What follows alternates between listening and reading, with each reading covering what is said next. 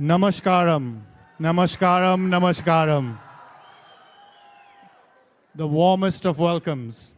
It is our great honor and privilege to welcome the one with all the charm, the wit, the one and only, the dear Sadhguru here with us today.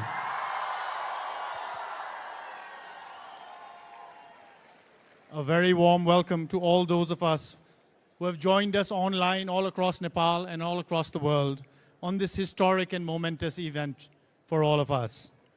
Today is a very special day indeed for every Nepali. नेपालको छोराछोरीहरू हामी कति गर्व गर्छौं नेपाली हुनुमा हाम्रो नेपाल आमामा हाम्रो नेपाल आमा भनेको के हो नेपाल आमा भनेको त्यो धरती हो जुन हाम्रो खुट्टाको मुनि हुन्छ. When was the last time you thought about the soil that you stood on, that we live on? And when was the last time you thought I can do something to save soil as well? Well, we have here amongst us a man who for 2 months, in 2 months has completed his incredible 100-day, 30,000 kilometer journey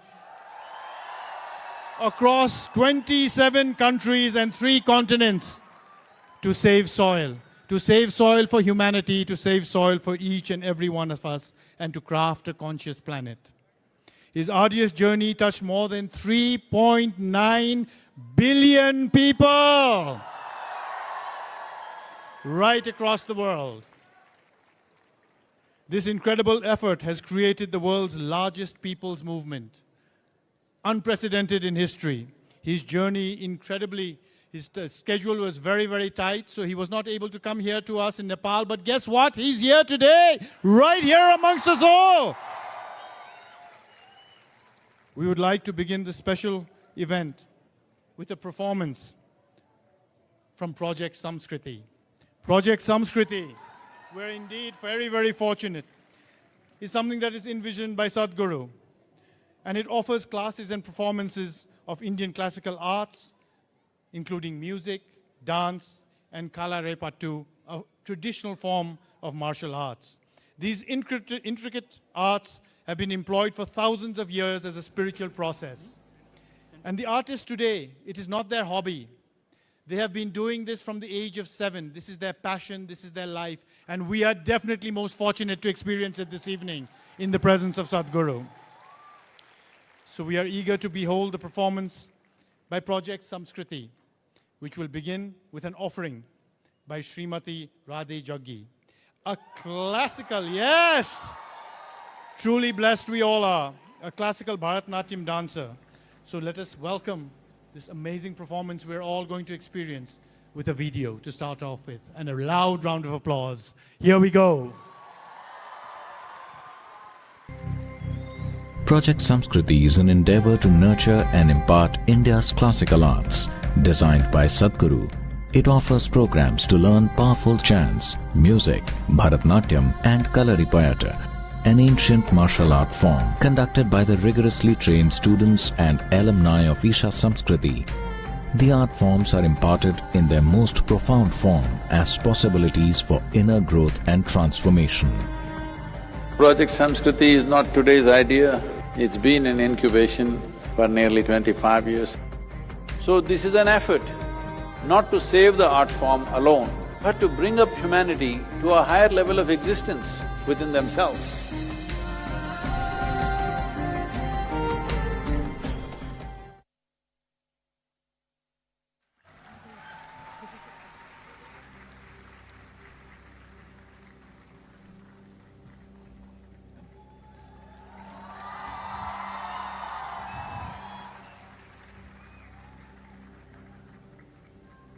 Namaskaram.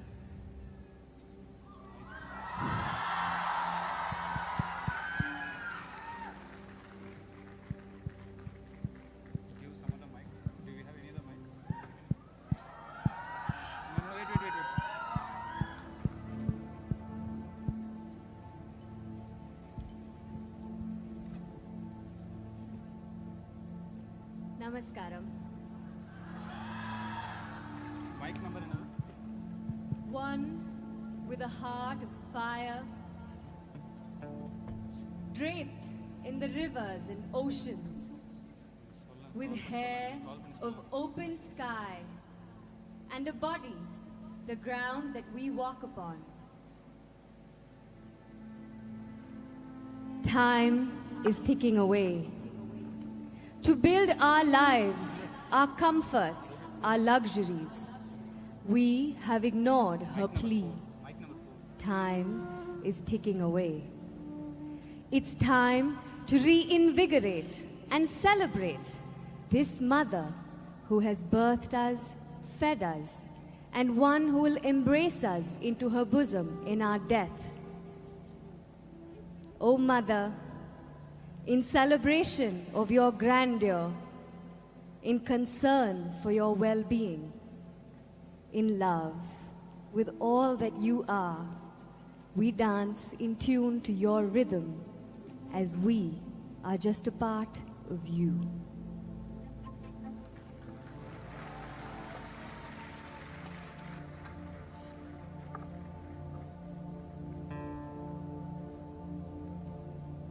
Takita taka dhimi takita taka dhimi takita taka dhimi takita taka dhimi takita ta kita dhinga dhinga taka dhimi takita dhinga ta kita dhin kita dhina kita dhinga dhinga taka dhimi takita taka dhimi ta kita dhinga takita dhin kita dhinga ta kita dhinga takita dhin kita dhinga taka dhimi takita ta kita dhin kita takita dhinga taka dhimi ta kita taka dhinga taka dhimi ta kita dhinga kita dhina kita dhinga ta kita dhinga taka dhimi ta kita dhinga ta kita takita taka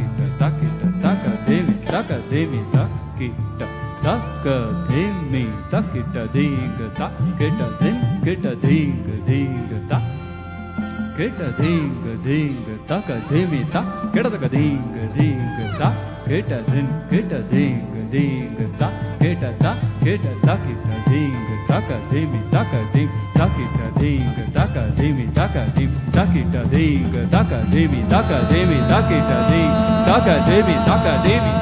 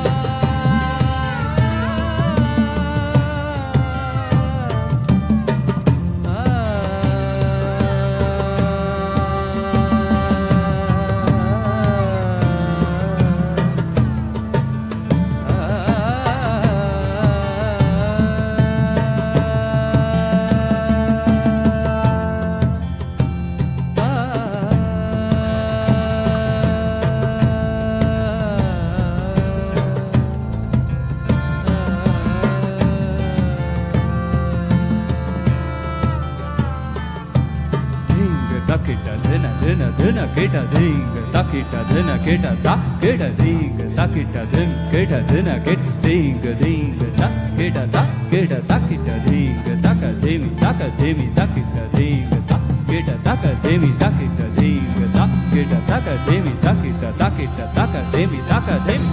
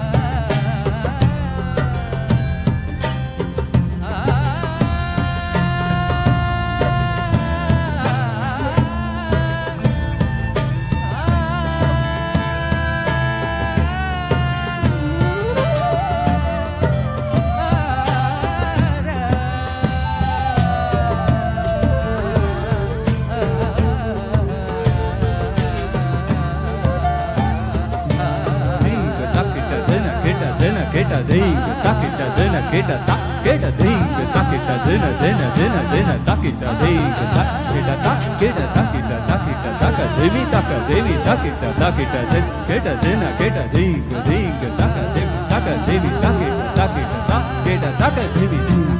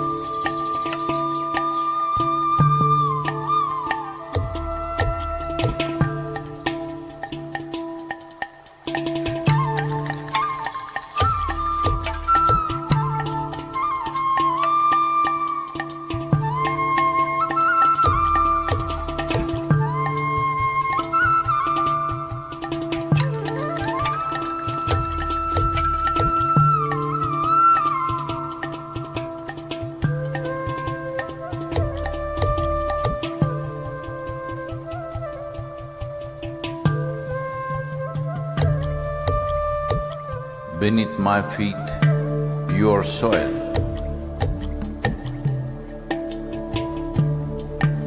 When you rise, you become a tree. Again, you fall as a leaf. Who are you?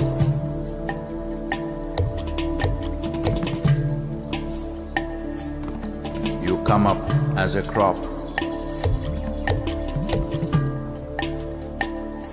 You give me life as food.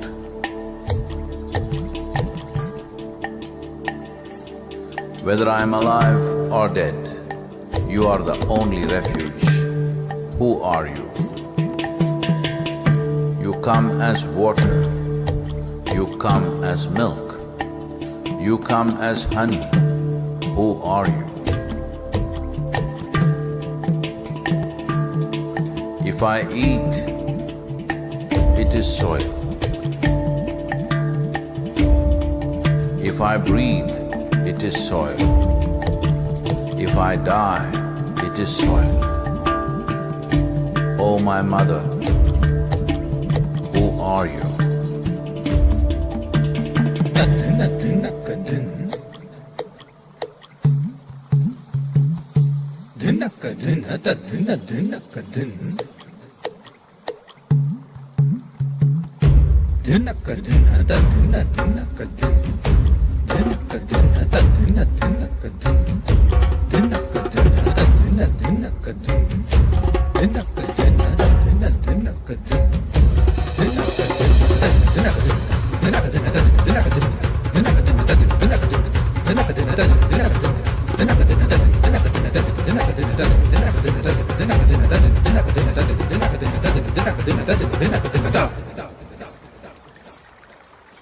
Soil.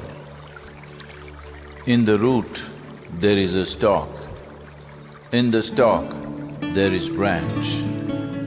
In the branch, leaves, bud, flower and fruit, all rooted in soil. That is not our making. The soil, the very soul of all life, shall neither perish nor is created, but in a constant turnaround.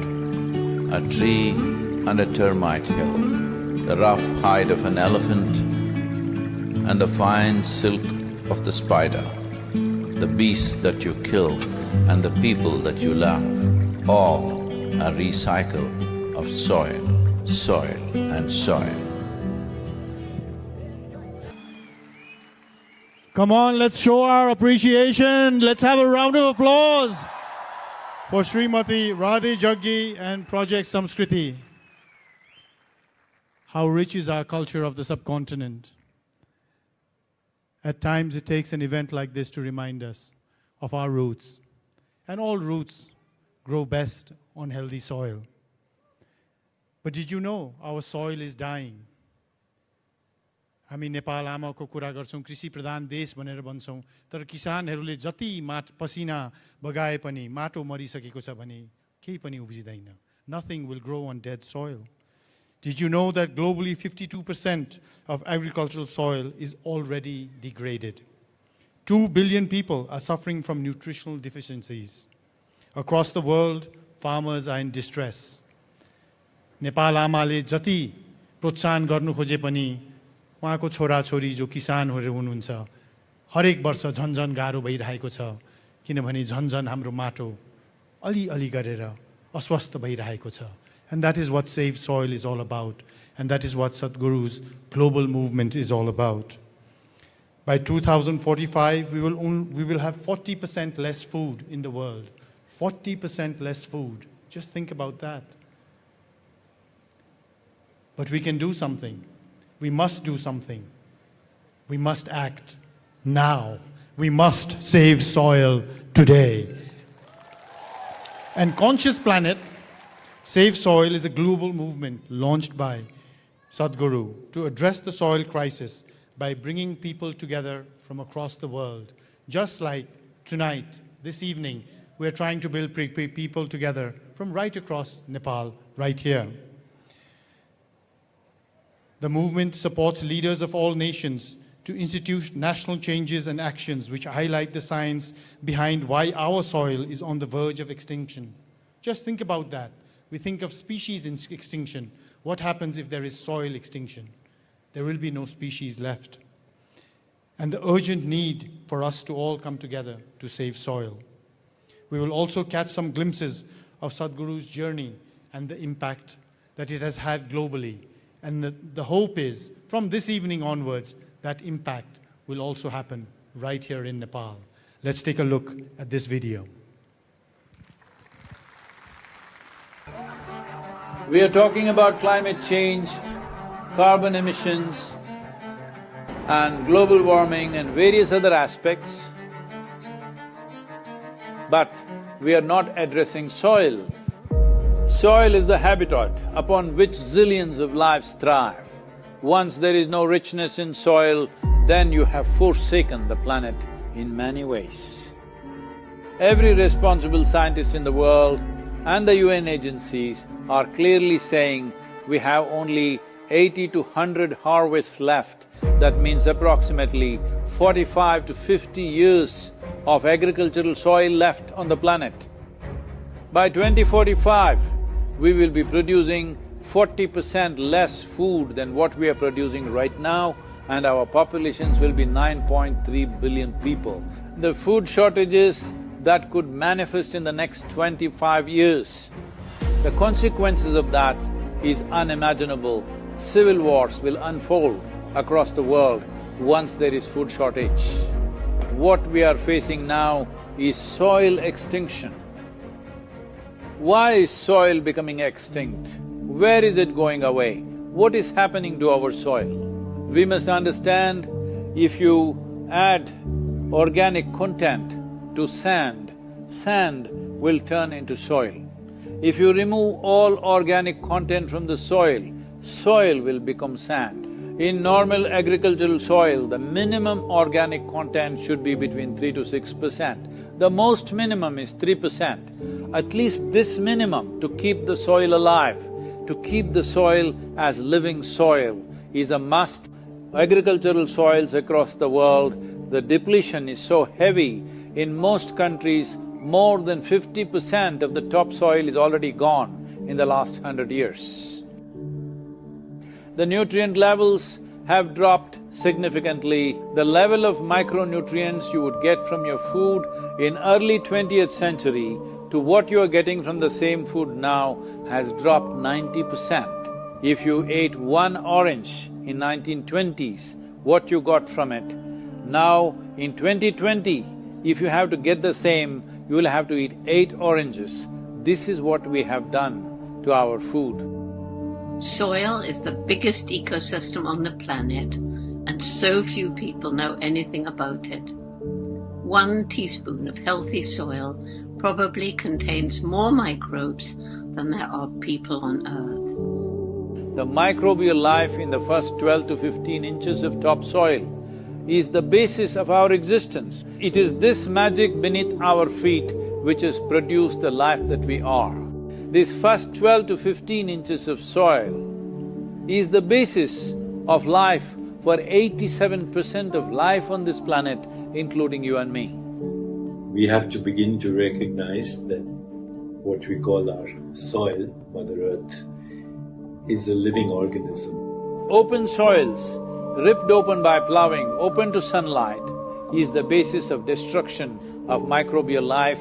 So the focus should be on agriculture, the focus should be on seeing that land is under shade as much as possible, some kind of shade, grasses, herbs, bushes, trees. So it's extremely important that soil regeneration is enshrined in the policy of every government on the planet.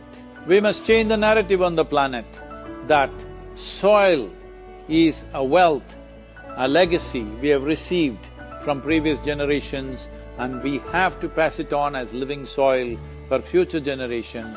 We are in a cusp of time. If you do the right things now, in the next 15 to 25 years, we can significantly turn this situation around and regenerate the soil. But if we allow this to progress like this for another 30 to 40 years, After 40 years, if we attempt this, then it could take 150 to 200 years because that much loss of biodiversity would have happened. From 21st of March for 100 days, the whole world, every human being on the planet should talk soil.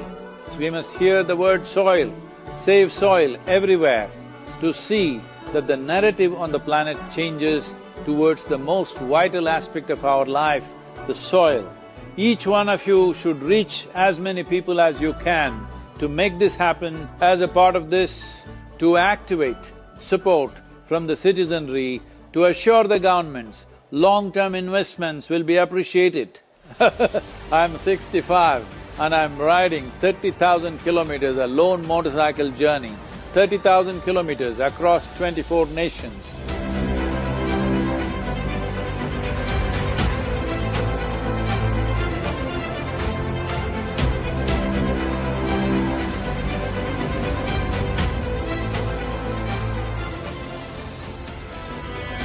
Sadhguru, thank you for what you're doing. Dear Sadhguru, one of the world's voices and leaders on soil conservation. وابدا بالنسبه لنا في رابطه العالم الاسلامي As for the Muslim World League, we are completely ready to help you. You've inspired me to think about soil very differently. I love what you say, that we're all part of the solution and we all have a role to play. This is my appeal to every one of you, because I don't want this COP15 to end as one more convention with more paper and more paper. This must end with concrete action, and action in such a way that it's implementable. It is implementable and we will see a distinct change in the coming few years.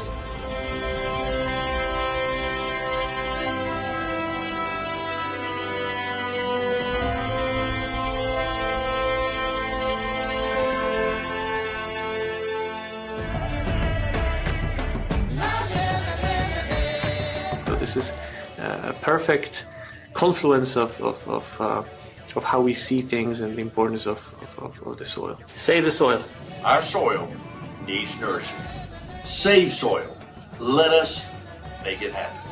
सदगुरु जी ने यात्रा की, दुनिया को मिट्टी के प्रति स्नेह तो पैदा हुआ ही होगा, लेकिन भारत की मिट्टी की ताकत का भी परिचय मिला होगा। I salute you, your energy and your dedication, and my full support of what is needed from the Palestinian side. To honor the people of this country. Thank you. Save soil. Save our soil. Save soil. Sadhguru, save soil, my friend. Save soil, let's make it happen. Antigua and Barbuda is part of the Save Soil mission. We commend you for what you're doing. That is why we are happy to sign the MOU. The science and philosophy that backs the thought behind the movement is tremendous. We welcome you in Hyderabad and please show us the right direction towards policy. Save soil. Let's make it happen. It is time to save the soil. Save soil. Save soil. Save soil. Let's make it happen. We know what we must do, so let's make it happen. Let's make it happen. Let's make it happen. Let's make this happen. Let us make it happen. Let's make it happen. Let's make it happen. Save soil. Let's make it happen. Just 4 months ago, soil was not even in the conversation. For the first time, soil has come to the conversation. 193 nations have taken soil as a very serious thing right now.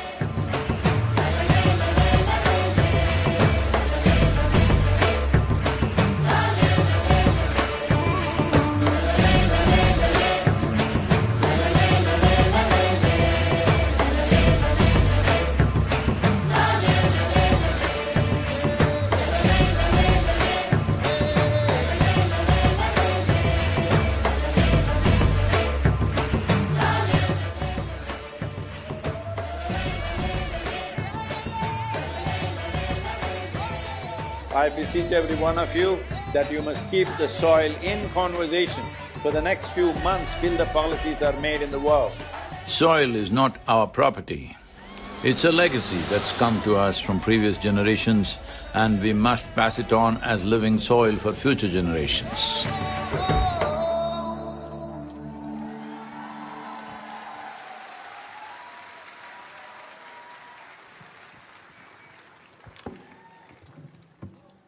We've all heard, where there's a will, there's a way.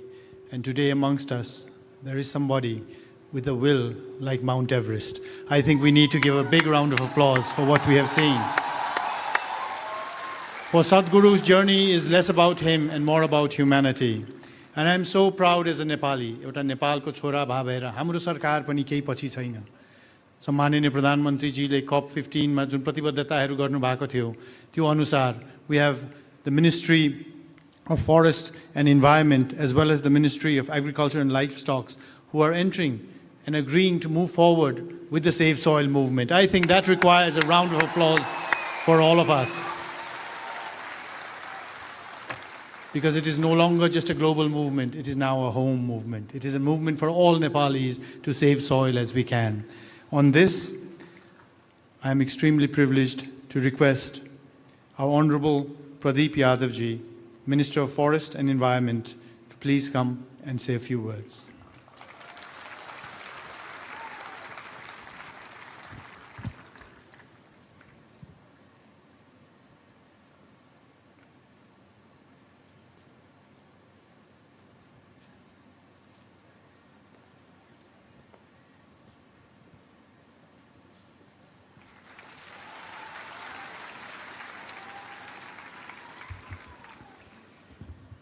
धन्यवाद. आज हामी अति नै महत्त्वपूर्ण कार्यक्रममा उपस्थित भएका छौँ. यो महत्त्वपूर्ण कार्यक्रमका प्रमुख अभियन्ता परम आदरणीय सतगुरुप्रति सबभन्दा पहिले म नमन गर्न चाहन्छु, अभिनन्दन गर्न चाहन्छु. सतगुरुले जुन काम सरकारले गर्नुपर्ने काम हो त्यो काम आज दुनियाँमा गएर सतगुरुले गरिराख्नु भएको छ. त्यसको लागि म पुनः आभार व्यक्त गर्न चाहन्छु. म उहाँको अभियान यो सृष्टिलाई बचाउनको निमित्त, मानवलाई बचाउनको निमित्त उहाँले आफ्नो अभियान थाल्नु भएको छ. निश्चित रूपमा दुनियाँबाट एउटा अध्ययनले बताउँछ कि 52% करिब 52% माटो चाहिँ काम लाग्ने छैन. त्यो माटो नष्ट भइसकेको छ. त्यो माटोमा केही उब्जिन सक्दैन र आज 48% मात्र माटो बाँचेको छ. त्यो माटोको बचाउनको निमित्त जुन प्रकारले सतगुरुले अभियान थाल्नु भएको छ त्यो अभियानको साथमा वन तथा वातावरण मन्त्रालय आज खडा भएको छ र उहाँको अभियानमा वन मन्त्रालय साथ अगाडि बढ्नेछ भन्ने म विश्वास दिलाउन चाहन्छु. निश्चित रूपमा जलवायु परिवर्तन लगायतका च्यालेन्जहरू हामी बीच आएको छ. दुनियाँका ठुला शक्तिशाली राष्ट्रमुलुकका कारणले यस्तो स्थिति आएको छ. तर हामी कसैलाई दोष लगाएर भागेर हुँदैन. त्यसकारण यो अभियानमा सतगुरुले जुन प्रकारले माटो बचाउनको निमित्त आज नेपालमा आउनु भएको छ, म खास गरेर वन तथा वातावरण मन्त्रालयको तर्फबाट, नेपाल सरकारको तर्फबाट सतगुरुलाई म यो नेपालको धरतीमा, नेपालको माटोमा हार्दिक स्वागत पनि गर्न चाहन्छु, अभिनन्दन पनि गर्न चाहन्छु. र वन मन्त्रालयले 30,000 किलोमिटर चलेर सतगुरुले मोटरसाइकलको यात्रा गर्नुभएको छ दुनियाँमा. र त्यो यात्राको क्रममा उहाँले धेरै कठिनाइ भएको होला, धेरै चुनौती भएको होला. तर पनि त्यो चुनौतीको सामना गर्दै आज नेपालमा आइपुग्नु भएको छ. र वन मन्त्रालयले त्यो 30,000 किलोमिटर यो माटो बचाउन अभियान अन्तर्गत चल्नुभएका सतगुरुको अभियानको कदमलाई स्वागत गर्दै वन मन्त्रालयले यही हप्ता सतगुरुको नाममा देशको देशको विभिन्न भागमा नदी नाला ताल तलैयाको किनारहरूमा सहरको किनारहरूमा 30,000 सद्गुरुको नाममा रुख रोप्ने छ भने प्रतिबद्ध गराउन चाहन्छु।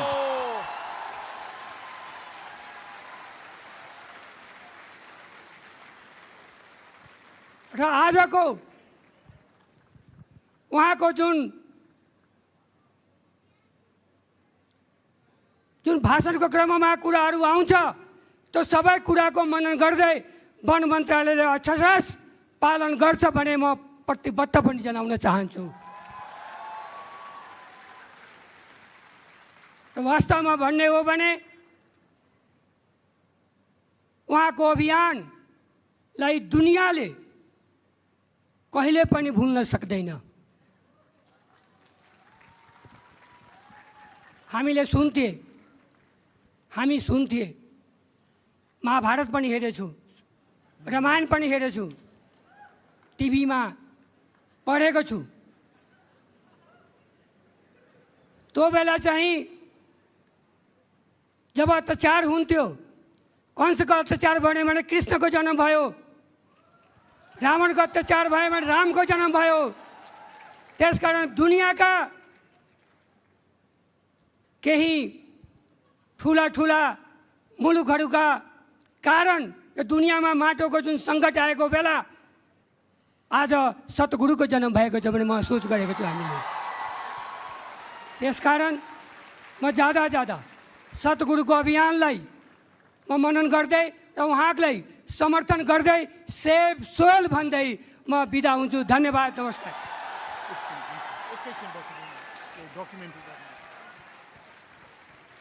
Thank you so much, Honorable Minister, for those wonderful words. As a Nepali, we are very, very proud that Nepal government has committed to plant 30,000 trees in the name of Sadhguru to save soil. I think wonderful. I would like to now request Sadhguru, I'm privileged to request him to come on the stage to share some documents.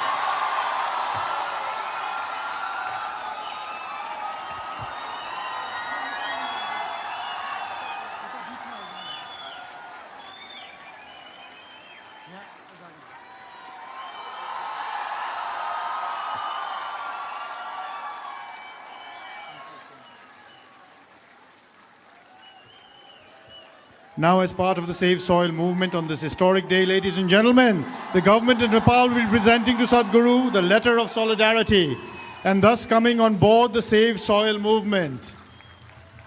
I would also like to request Dr. Govind Prasad Sharma, Secretary of the Ministry of Agriculture, to please come on the stage.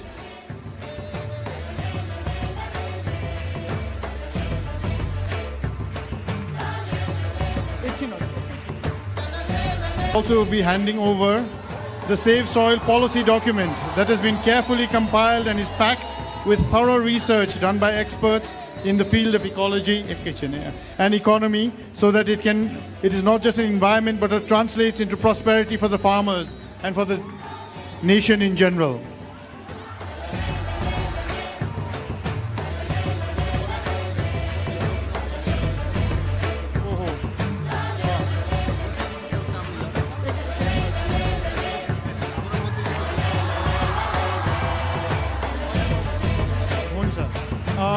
I would request the Secretary to please give a token of love to Sadhguru and read the token of love out as well. Namaskaram. हामीले हाम्रा अति आदरणीय प्रेरणाका स्रोत यो safe soil इनिसिएटिभ्सका अध्यक्ष आदरणीय स्वामीज्यूमा हामी एउटा र उहाँको यो सोइल सेभ मुभमेन्ट कन्सियस प्लानेटसँग हाम्रो ऐक्यबद्धता जनाएका छौँ। म पढेर सुनाउन चाहन्छु र हाम्रा आदरणीय स्वामीजीलाई यो अर्पण गर्न चाहन्छु। Expression of commitment and solidarity to soil save movement conscious planet CP USA, government of Nepal, ministry of agriculture and livestock development warmly welcomes Save Soil movement by Conscious Planet and express intent and commitment to be on board for this initiative. This is a timely global initiative by all and for all, beyond all social, political, and geographical boundaries, led by CP to sustain human existence on the planet. Farmers of Nepal inherit knowledge, innovations, practices, and a rich culture of mother soil, the line with living soil since they started cultivating lap of Himalayas. In recent years, with the exposure to modern farming practices, this unique heritage is degrading and nascent soils of Nepal are under threat. In this pretext, Safe Soil Initiative is important to restore and rejuvenate our soils. In this ground, Ministry of Agriculture and Livestock Development proactively committed to enact new policies, strengthen and implement existing ones, invest, implement program and activity to save soil in Himalayan region. We understand saving Himalayan soil means saving soil and livelihood beyond the boundaries up to the Gangetic Plain. Ministry of Agriculture and Livestock Development is thankful to CP and is our immense pleasure to be a part of this holy soil global initiative. Dr. Govinda Prasad Sharma, Secretary, myself.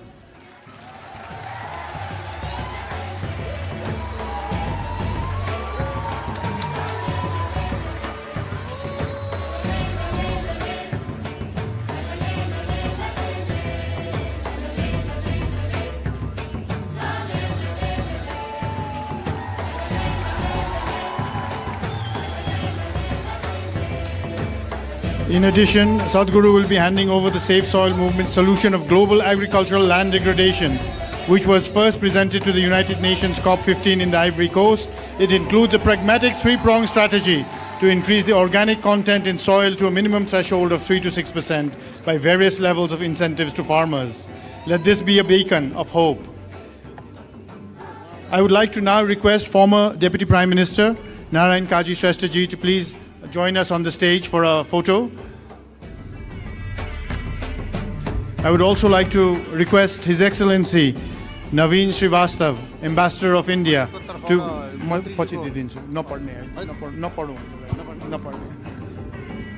to join us on the stage as well.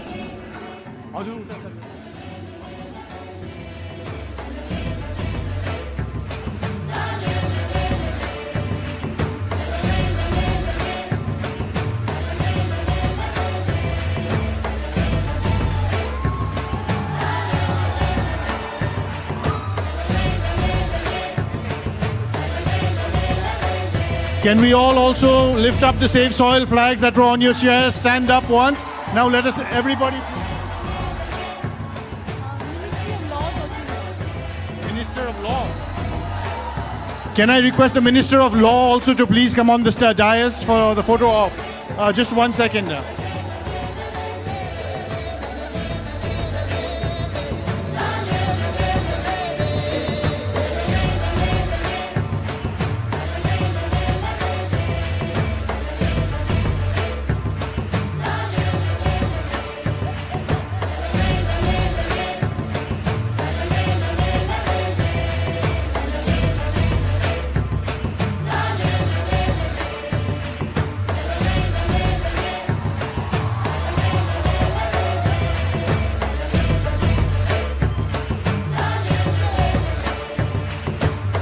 Make some noise for the soil. Come on, let's hear some noise.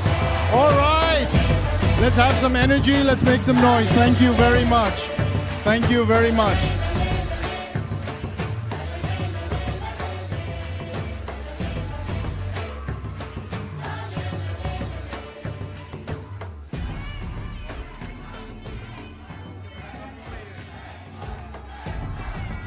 And yes, we are at that moment now, the moment we've been waiting for. May I now invite, humbly and with great privilege, our very special guest of the evening, who has taken the world by storm with his wit, his wisdom, and his incredible commitment to save the planet. May I humbly request Sadhguru to please address us. Thank you.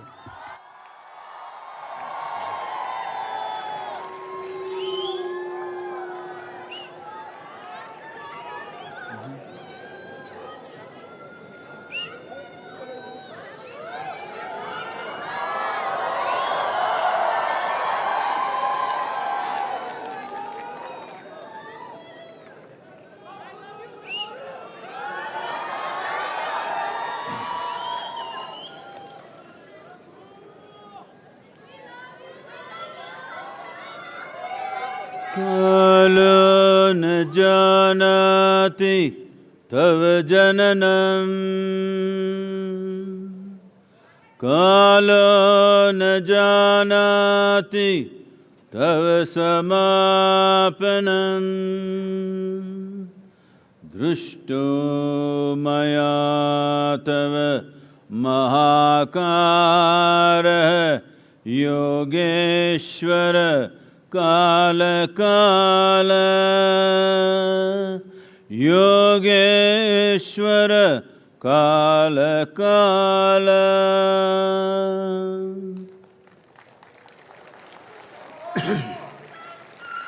Namaskaram. Namaskaram to everyone.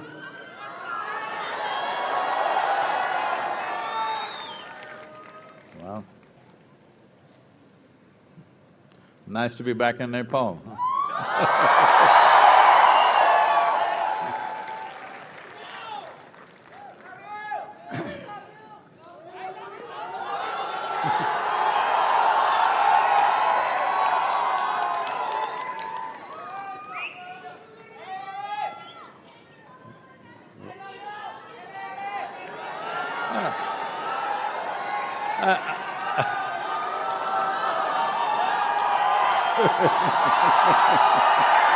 What?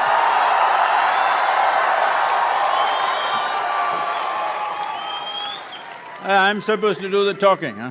Come on. Is the volume good? Hello?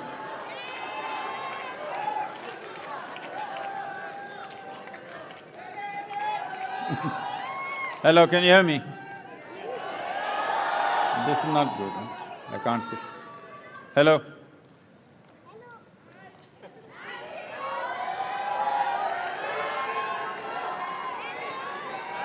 Check, check, yeah.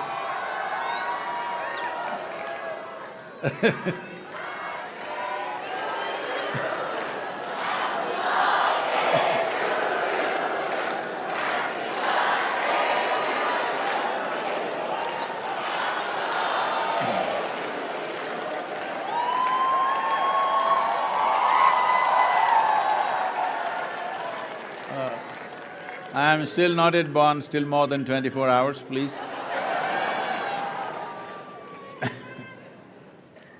Well, why such a need has come today that we have to even talk about saving soil? Why such a situation has come? Well, humanity has spent a lot of time pointing fingers at each other. You did it, I did it, you did it, I did it endlessly. We need to first of all understand whether you like it or you don't like it, knowingly or unknowingly, every one of us are a part of it, this destruction that's happened. The only way around is that everyone have to become a part of the solution, there is simply no other way. This is not to be done by any one person or any one government or a ministry. This has to become humanity's mission because we are destroying the foundations of our existence, that's what it means. In these cultures, we have always referred to soil as our mother. When we say mother, we are talking about the source of our life. But unfortunately, in the last few decades, we have started treating soil as a resource. Treating soil as a resource, what it means is, every one of us have fed upon the breasts of our mothers. The day we refer to her as a resource, we are finished. She is the source of our life. She cannot be a resource that we use in our lives.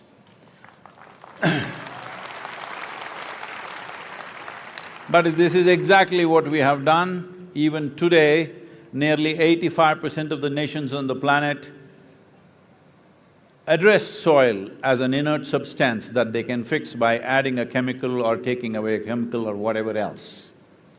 What we need to understand is, soil is the largest living system, not just on this planet but in the known universe.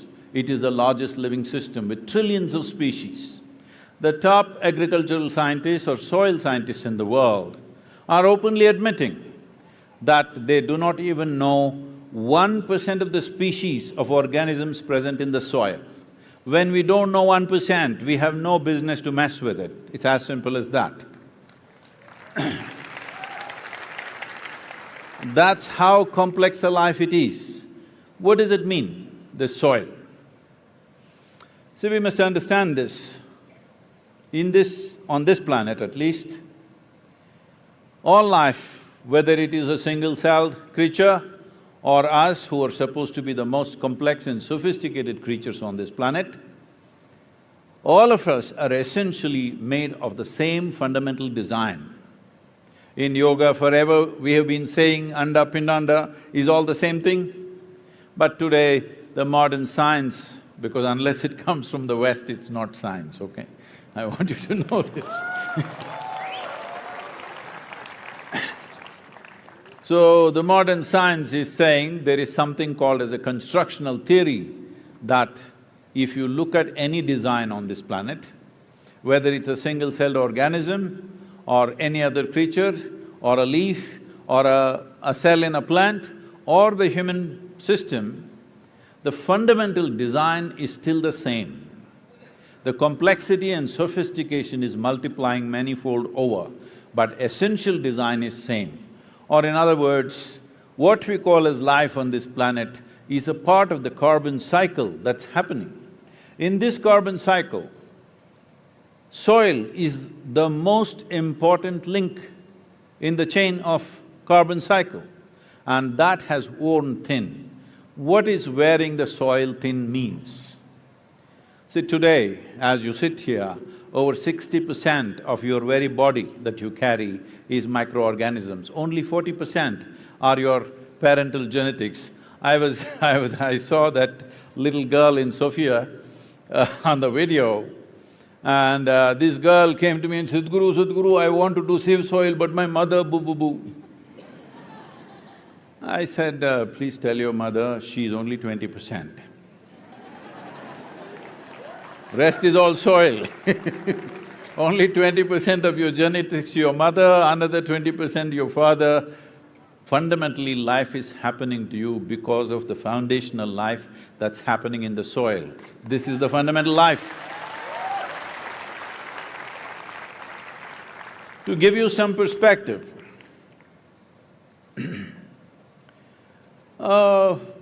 scientists say somewhere between 600 to 800 million years ago, you were there?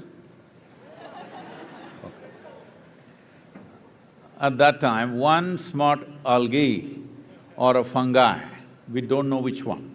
It's like, we don't know how many years ago, thousands of years ago, a caveman or a cave woman these days, you can't leave them out. But nowhere there's a reference to a cave woman, because caveman essentially means a crude man who's like that. But it looks like women were always reasonably not so cavey. So, we don't know whether a caveman or a woman discovered the way of how to cook our food using fire, controlling fire within our homes. Oh, that's changed everything about our lives, isn't it? The way we eat and the way we exist. Similarly, one smart algae, fungi, we don't know which one of them came up with this idea of cooking their food using the perpetual energy of the sun. This phenomena of cooking their food using the sun's energy, today we refer to as photosynthesis. Before the phenomena of photosynthesis started, the average oxygen content in our atmosphere was just a shade over 1%. Today it is 21%. It's a little less in this hall, but average is 21%. And even if you're wearing a mask, you're able to breathe because it's 21%. It's not about today we breathing and existing. The very reason that such a complex life could evolve is only because of the oxygen content in the atmosphere. Otherwise, life would have been very rudimentary and simple. So this phenomena of photosynthesis means essentially it is oxygen manufacturing factory on the planet. You all oxygen breathing or carbon dioxide breathing? Tell me, I don't know which kind you are. Oxygen. But in the last 1,000 years, we have removed 85% of photosynthesis on this planet. What's our plan really for ourselves and for future generations? What is our plan? 85% of photosynthesis on the planet has been removed. We call this development. Well, we need many things, that's not the point, but we need to understand without ecological stability on the planet, life will not happen. Our idea, right now everybody is talking about, in 2000 or just after 2000, when I spoke in the United Nations, I told them I have come here to officiate the marriage of ecology and economy, because you guys are thinking these two are competing forces. There is no such thing as ecology versus economy. This is like this, you are living on open land, then you saw the need for shelter, so you built one floor, one nice house for yourself. Then a need came, you had to build the second floor. Then you started pulling out the foundation stones and started building the second floor. You know what will happen to your house. This is exactly what's happening to the world right now. Ecology is the base, economy is on top of it. If you pull out the foundation stones of ecology, there is not going to be any economy. Whatever economies we have built, whatever very perceptional marketplaces we have built can all collapse in no time once there is a little bit of food shortage on the planet. I want you to just imagine, in Kathmandu city, if 40% of the people have not eaten for last 3 days, do you think you can come here and sit in this event? Do you think you can go to your office? Do you think your children can go to school? Do you think anything that you are doing right now would be possible for you? Civilization will collapse. What we have created in 1,000 years, in 3 days' time it'll collapse once there are food shortages. We must understand this is not something new. Whether it's Nepal or India or European nations or East European nations, Central Asia, Arabia, even North America, is not a stranger to famines in the past. Till 40s and 50s, 1950s, we have seen famines. Some of those famines were terrible, which took millions of people. 1943 famine in India took 3.2 billion people in 4 months' time. Famine is the worst way to die for a human being. A war is so much better, either somebody will shoot you or bomb you or take off your head, something will happen. Famine is a slow fade, 3 to 4 months, you will die in a most terrible way. And this is not new to us. 2 generations ago, people have faced this repeatedly, again and again. But after all this infrastructure, after all this education, information, technology, once again we are driving towards famine, global famines. This year, 7 nations are going into famine conditions. This year, 39 million people right now are seriously in famine situation. It is expected in the next 4 months, 360,000 children below 8 years of age will die without food simply because World Food Program has thrown up his hands and said, we are not able to provide food for these children because there is no money, everything has gone to the war effort elsewhere. So, as human beings, how do we just sit around and think that, it's all right, they're dying somewhere else? That is not the nature of a human being. The reason why a human being is evolved to this place is because we can think inclusively. We are not functioning instinctively for our survival. We can think consciously, inclusively, where our sense of well-being is far more inclusive than any other creature on this planet. This is only possible for a human being. You are the only one who is referred to as a being. We don't call a tiger being, an elephant being, ant an ant being, no such thing. Only you are referred to as a being because you're supposed to know how to be. Hey, don't do that. You're supposed to know, I said. I did not say you know. If you knew how to be, if you really knew how to be, would you choose to be blissed out or miserable? What's your choice? Now, see, from now on I'll ask a few questions. You can either say yes, no or silence. All three I will bless. It's up to you. If you had a choice between being blissed out and miserable, what is your choice for yourself? Yes. What you want for your neighbor sometimes may be debatable, but what you want for yourself is 100% clear, isn't it? Highest level of pleasantness. You want highest level of pleasantness for yourself. Why something so simple is not happening? It is not happening because you heard about that potato farmer? No? Oh, let me tell you a story. Once upon a time… Nah. That's not the way. There's a certain way to listen to a story. Once upon a time, Hello? Once upon a time, there was a potato farmer. One day, he wanted to eat apples. What did he want to eat? So he went in search of an apple tree, and then he found an apple tree.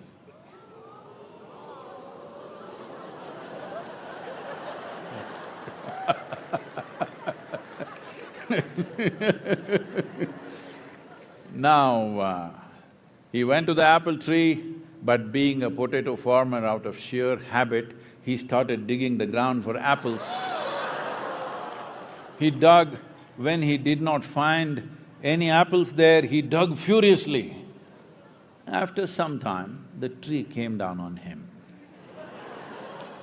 This is the story of humanity right now.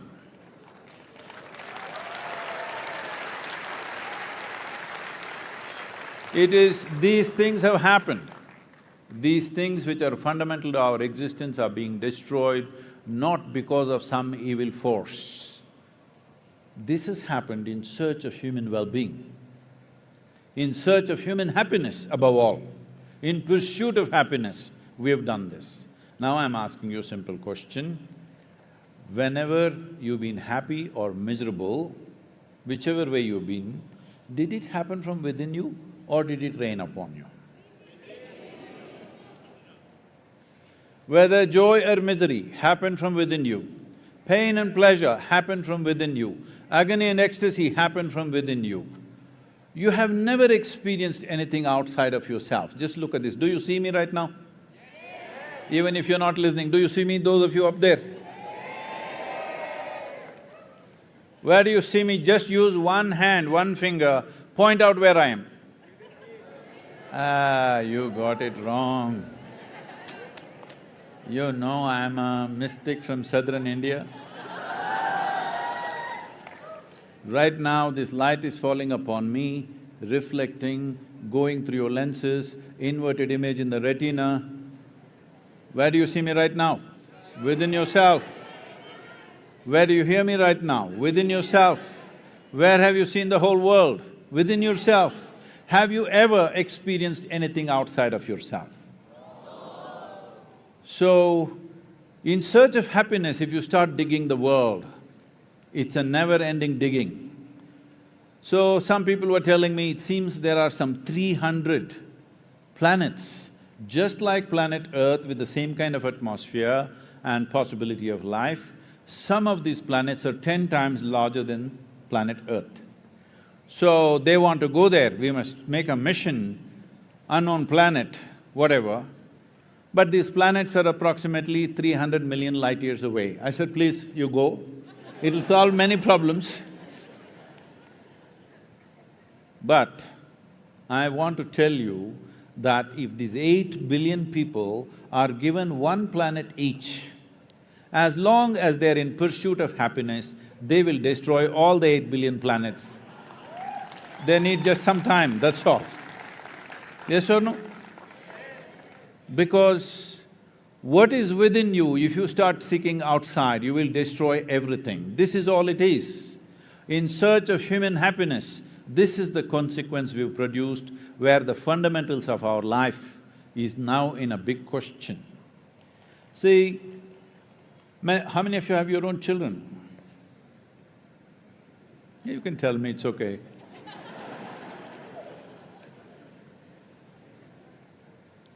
Now, this is not some philosophy, this is not an ideology, this is not a religion. It is intrinsic within you. You want your children to live better than you. Hello? Huh? But with such a wonderful intention, look at the world we are creating. I want you to understand this. Once there are food shortages, our children are not going to live well here. Whatever wealth you have given them, whatever education you have given them, whatever you have given them, our children are not going to live well here because there are certain serious conditions which are evolving very quickly. By 2032, it's expected 3.5 billion people will be water stressed. That means daily drinking water will be a challenge. You think people can live well with that? By 2045, they're saying 40% less food. This is not alarmist philosophy. These are being spoken by very responsible scientists, and I have been in communication and contact with them. They are all just frustrated because nobody listens to them. And when I was in Rome, and all the top scientists, some of the big, large UN agencies related to soil and agriculture all there, and I was talking to this group of scientists who have invested their life in soil studies. So I told them, see, you must excuse me because I'm starting this campaign, and here you have spent your lifetime studying soil. But I am not only going to make this simple, I'm going to make this simplistic. Is it okay with you? Not you, you're not a scientist. But these scientists in one voice, they said, Sadhguru, simplistic is the way forward, because we have produced thousands and thousands of pages of research. Unfortunately, the governments don't read it, agriculture ministries don't read it, even the academics and universities are not reading it. Because about every aspect they have produced hundreds and thousands of pages. Who is there to read it? Because everybody has taken certain things on the planet for granted. One of that is definitely soil. Just 5 months ago, 6 months ago rather, when the world congregated to talk about climate change and global warming, whole world was there for 2 weeks. Everybody responsible in various governments, everybody was there. But after that, I spoke to many environment ministers in the world. Everybody saying, Sadhguru, nobody even mentioned the word soil. Why is it like this? I said, see, I don't want to get into the politics of it, but I'm asking you, do you really believe you can control climate change, you can control global warming without keeping the soil rich and green? Is it possible? They said, no. Then why you didn't talk about it? This is where it is. Fortunately now, in the last few months, the conversation, soil has become part of the conversation. Many nations are beginning to unroll their own kind of soil policies. The United States has invested $8.5 billion for soil regeneration and no-till farming, which is a phenomenal step for them. And UK has invested some $1.3 billion for their cover crop subsidies. Germany has put in $4.5 billion for their similar kind of soil regeneration process, and EU has unfolded a consultative process to come up with a soil policy, because there are so many nations which need to agree to that. And Caribbean nations have been fully active with us, and Guyana has given us 100 square kilometers of land where they want us to demonstrate how this can be done. That's going to happen. India has dedicated 19 crore rupees for regenerating the soil in 13 river basins across the country, which will amount to 67% of India's land or agricultural land, and that's a huge step for India. China is unfolding their own soil policy. So, the world is responding, but the important thing is we must understand in a democratic nation, who are the leaders? You are the leaders. So, it's important that you don't think somebody else is going to do it. I want you to understand the simple mechanics of democracy. We elect somebody who is willing to take the trouble of doing all the things. And we give them… in Nepal it's 5 years, is it? 5-year term? You give them 5 years, in many other nations it's 4 years, but from what I understand, Nepal is generally giving 2 years for their leaders.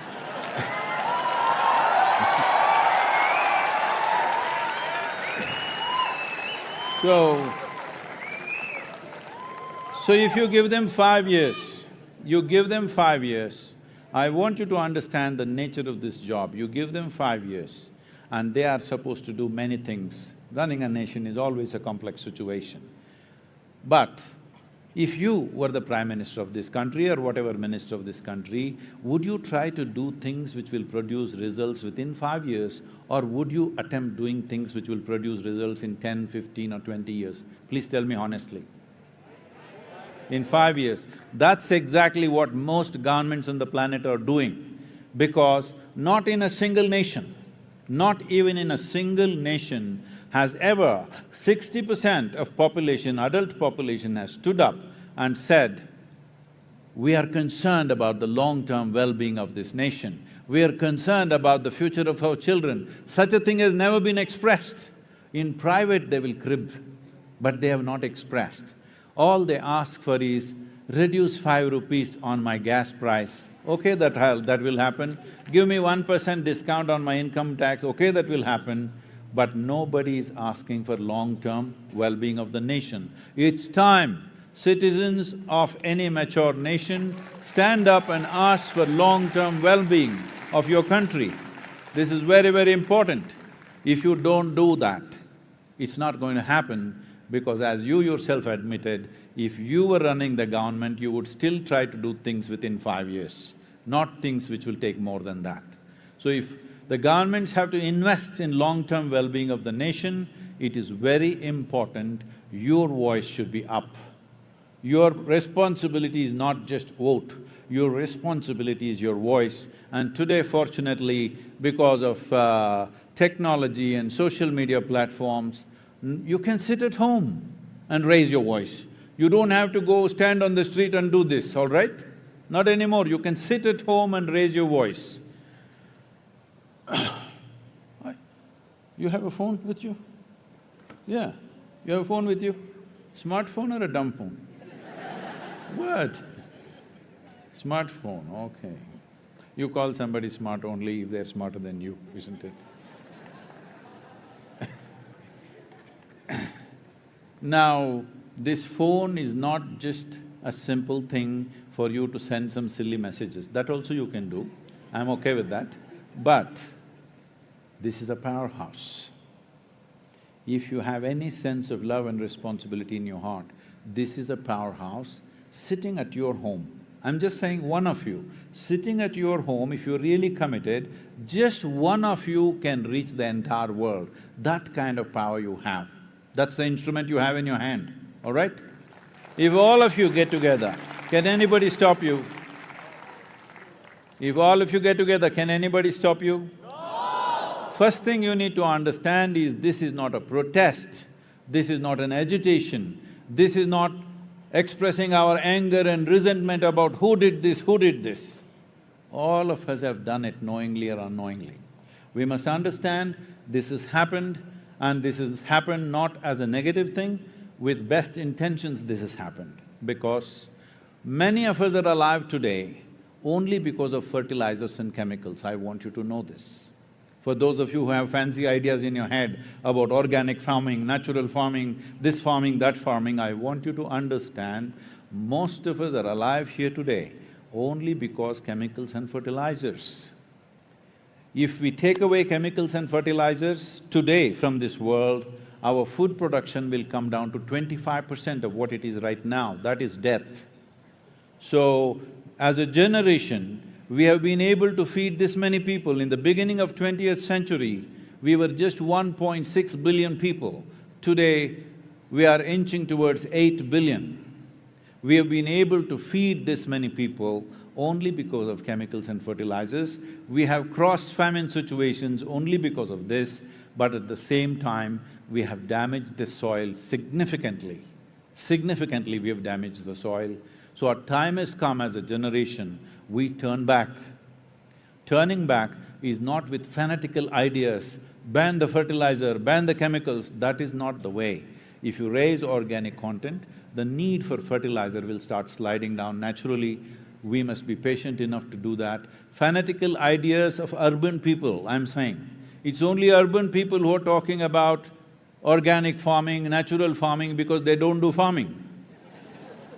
You go and ask a farmer, try to grow his crops without fertilizer, without pesticide, it'll be zero for him. So, let us not say things which are irresponsible. All of you young people must educate yourself about soil, okay?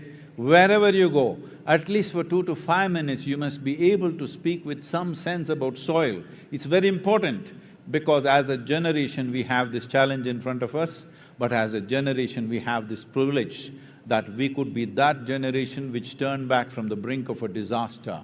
We don't want to be that generation which walked into the disaster and cry about it.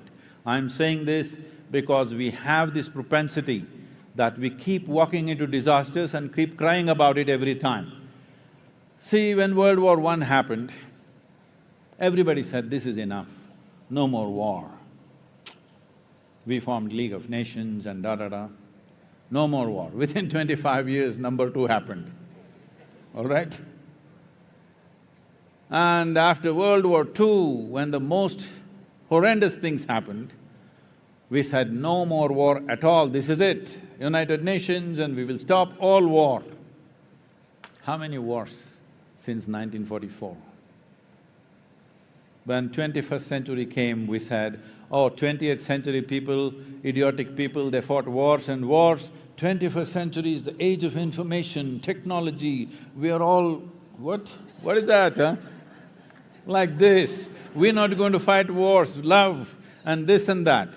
In 21st century, how many wars? How many nations have been destroyed in the last 22 years? Just look back and see. Because we need to understand this, we keep crying about the same things and we keep doing the same things. So this is a time for us to stand up and turn this situation around, and it's not some rocket science, nor does it take enormous financial outlays, it just needs the right direction and a relentless commitment. This is all it takes. Let's make it happen.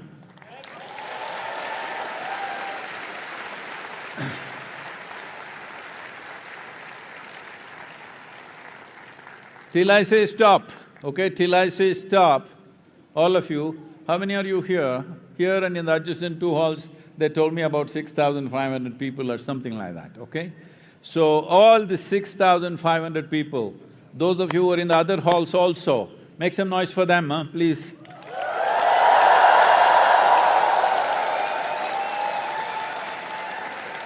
You must commit. You must commit that every day, you must commit that every day, just 10 to 12 minutes a day. Use your phone and say something about soil, whatever the hell you know. If you don't know anything, just go into FAO website and look up some facts. If it's too complicated for you, if it's too scientific for you, go into Save Soil website, much more simplistic thing, say something. If you can't say anything, just say save soil, save soil.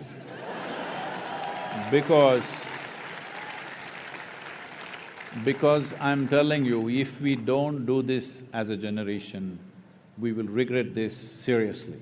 Right now, according to UNFAO, on an average every year, 27,000 species of organisms are going extinct. So it's a slide. This slide, if it continues, it's estimated somewhere in the next 25 to 40 years, this slide will go into your tumble.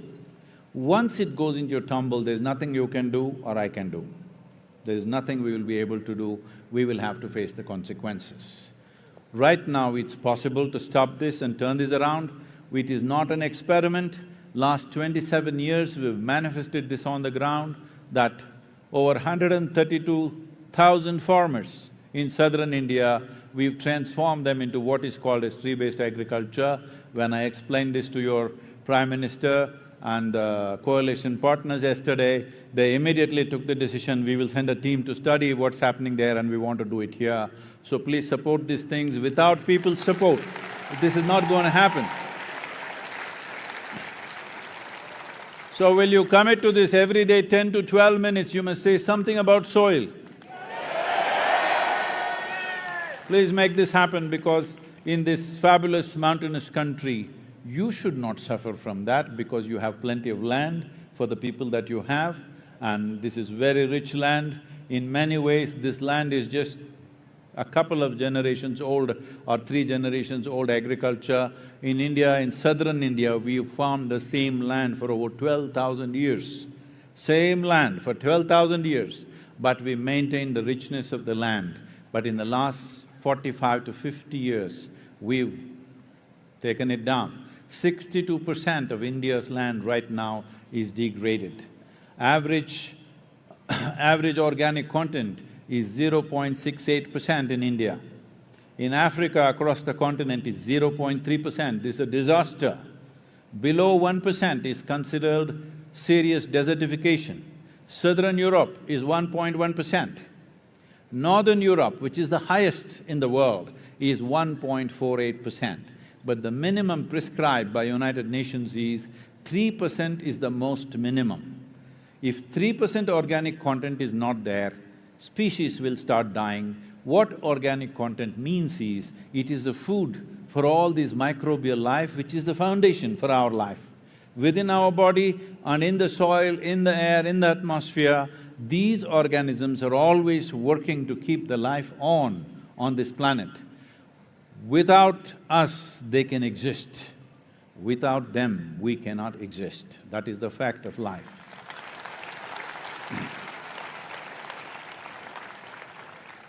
In the last 70 years, 67% of vertebrate population on the planet has disappeared.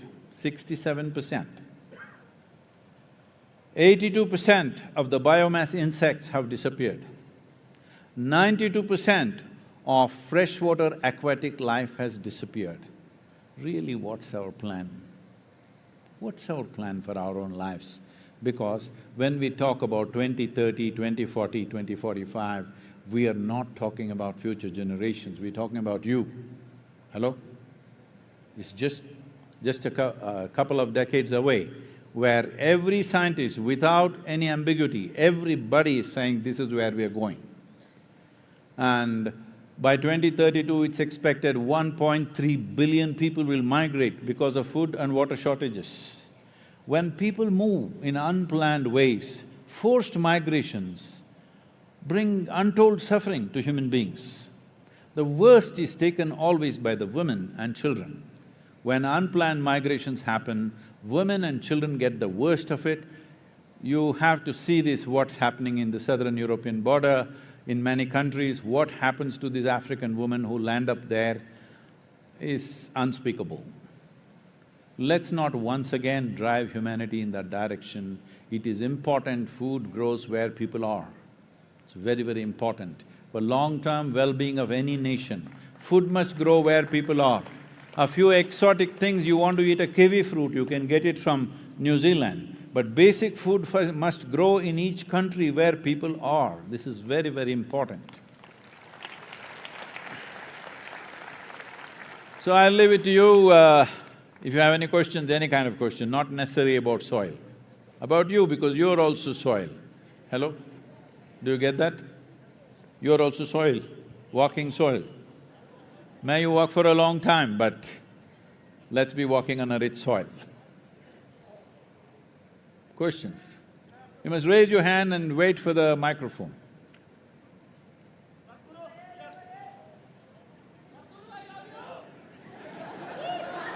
Oh, you almost broke my heart, man.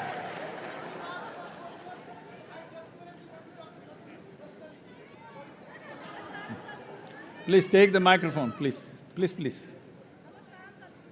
Hey, you must wait for the microphone. Where is it? Yeah, Hello. please. Yes. Namaskaram. Where are you? I'm on this side. Namaste Sadhguru. My name is Malvika Subha. The question that I wanted to ask you, it is an honor and a pleasure to have you here today. The one thing that has been really going on my mind, I apologize if it might sound very political. I belong to an indigenous community, which is the Kirati community, which has the longest history, especially for Nepal. Now we can understand there has been so much of oppression, land encroachment, so much of domination, so much of land has been taken away from the indigenous community in the name of development. When we talk about safe soil and saving the soil, I'm hoping and I'm requesting you, when you're talking to global leaders, and especially as हाम्रो माननीय one मन्त्रालयज्यूबाट मन्त्रीज्यू पनि आज यहाँ हुनुहुन्छ, कतिजना जनजाति आदिवासी जनजातिका आफ्नो जुन उहाँहरूले पाउनुहुने. So what I'm trying to say is, I apologize, I'm being very emotional about it. I wish that you would definitely talk about these issues for the indigenous people, but as you know that is their nature lovers and soil is where their home is. Thank you so much, Sadhguru. And if you don't mind, I have with me one of our symbols from the Kirati religion, which is Silam Sakma, which basically means is helping us ward off from the evil eye, from death. If I could present it to you, that would be my honor. We'll do that. So, Malvika, it is true across the world, this is a reality, that the lands held by indigenous communities is being slowly shrinking and shrinking everywhere. Well, we can point fingers, but it is a reality that we cannot ignore. As you may know that in 2020, I traveled across 17 Native American nations within United States, which most people don't know of. I knew that there are nations. I thought there must be about 35 to 40 nations. When I really started researching and I was making this travel, I discovered there are over 500 nations within United States, Native American indigenous nations. They have their own languages, they have their own religion, they have their own culture, 500 unique nations of their own. So can we really bring them back once again into existence? There are some laws which says yes, but practically can we ever do that? I don't think there is a reality like that. So, the important thing is, this is true, I don't know, I'm not conversant with the realities of Nepal, but this is true across the world. This is true even in India. Tribal lands are always being taken for something or the other, because people are piling up in cities, they want so many things, they want a home, they want to drive a car, they want their computer, they want their phone, they want their everything, all the comforts. To provide all these comforts, somewhere we have to be digging all the time. And if large tracts of land are held by anybody, whether you're indigenous or you're alien, it doesn't matter, those guys are going to dig it up, unfortunately. I'm not trying to condone that, but this is an unfortunate reality on the planet.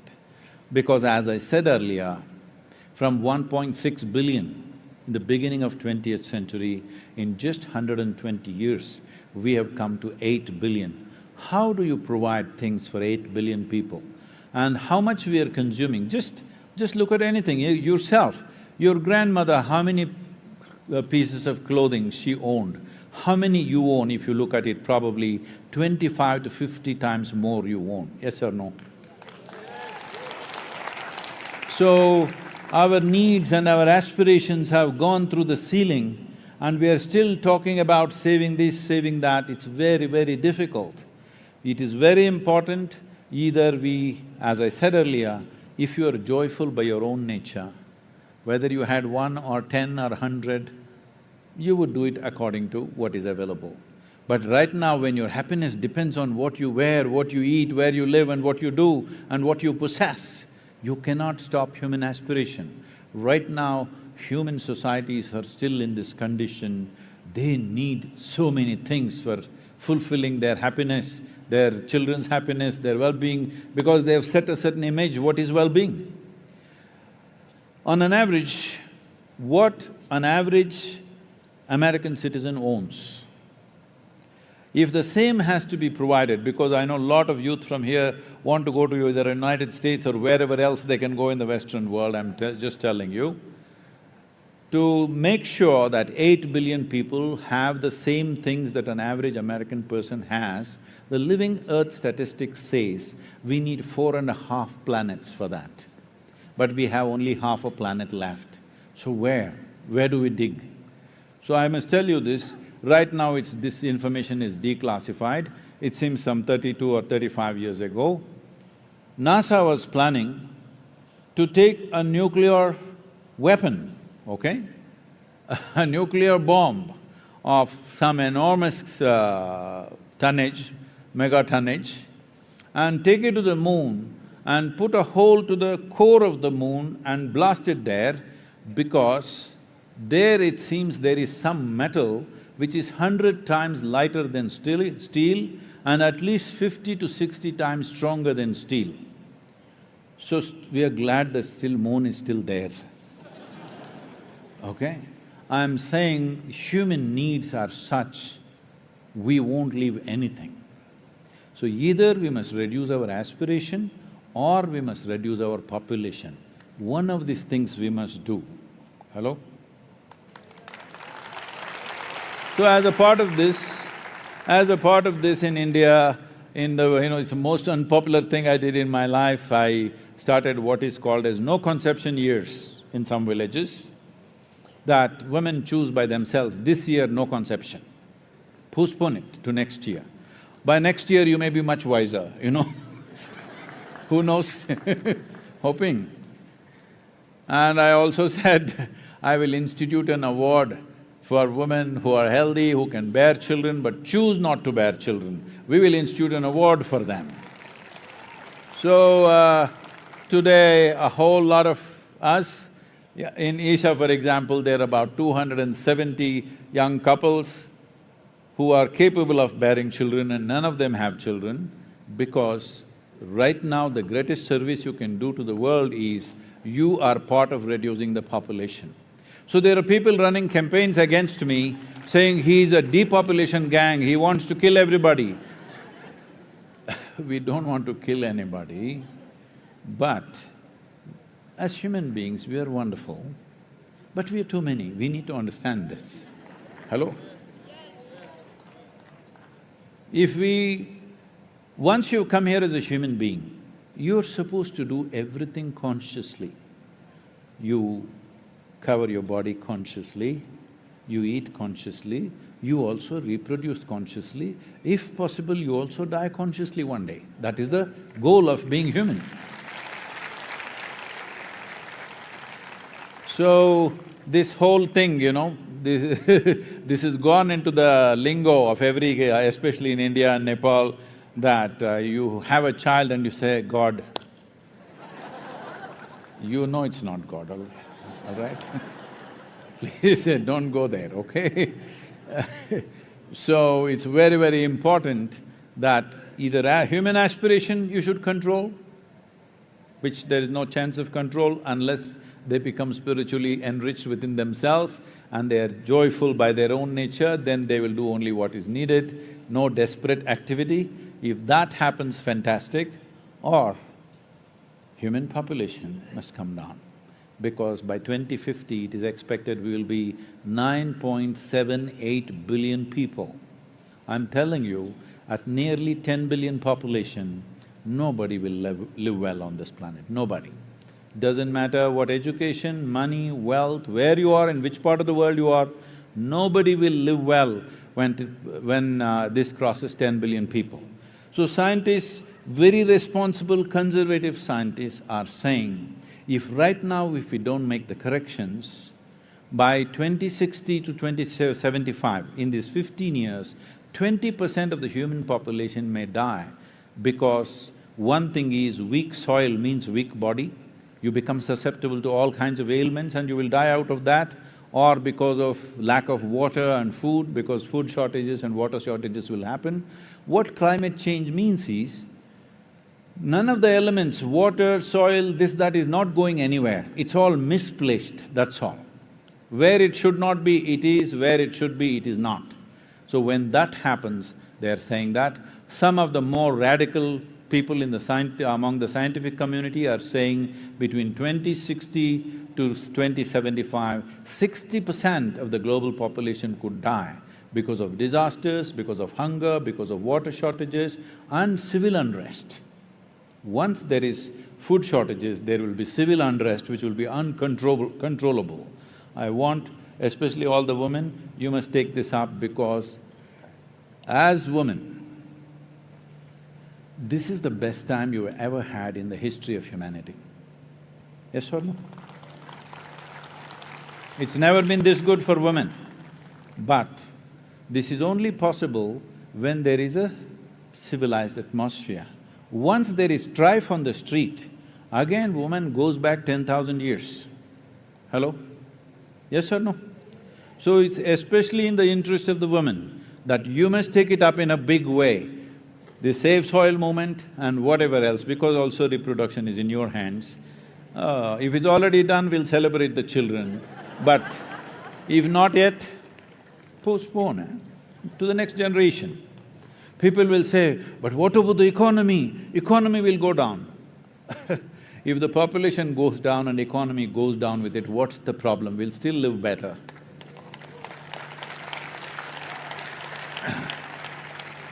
So, about the indigenous people, unfortunate reality is that because in many ways, most of them or large parts of them have also moved into cities and their aspirations and… because modern education has infiltrated everybody's mind.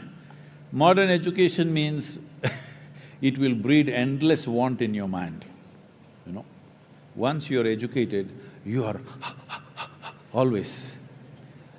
I was in the World Economic Forum.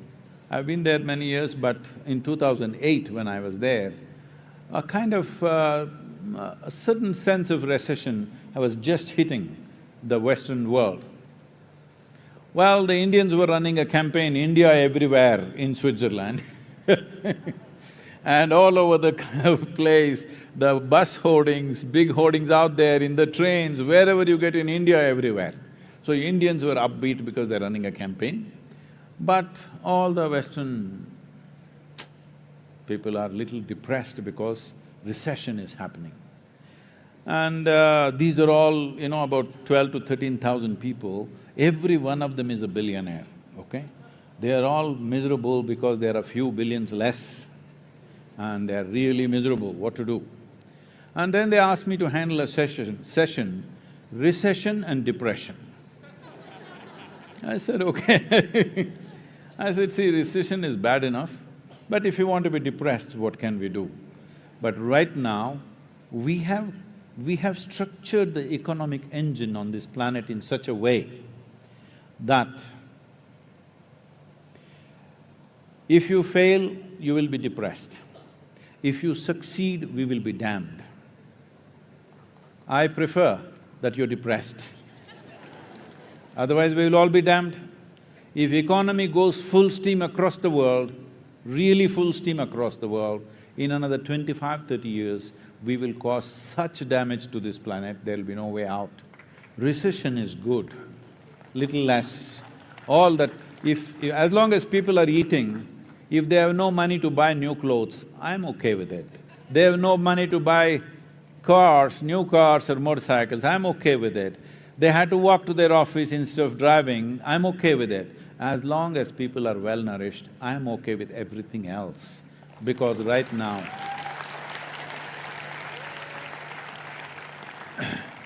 nourishment is fundamental. If that is not there, then it's a serious concern. As long as that is there, that is fine. Right now when she talks about indigenous life, that's all they're talking about. We want to just live well-nourished, happy by our own means. If we are fit enough to survive, we survive. If you're not fit enough, we die. No, today they won't let you die even if you're not fit enough to live. Hello? because that is also a big business. We can't let you die. Hello? You should not die, because it's a lot of business.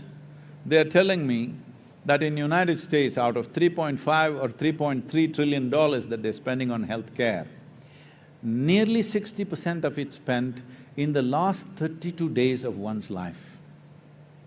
That is, about $2.5 billion are spent in the last 32 days. What is the problem if you and me die 32 days early? At least for me, I have no problem. Maybe you want to last those very expensive 32 days. I don't want to spend so much, I don't mind dying 32 days early. Hello? I bless you with a long life, but I'm saying we have become like this because we have lost context with what is the nature of our life. We've just forgotten what we are in this world. See, in this cosmos where nobody knows, neither the science nor the religious people know where this cosmos begins and where it ends. Hello? Does anybody know? Science does not know, religion does not know, because nobody knows, it's that vast.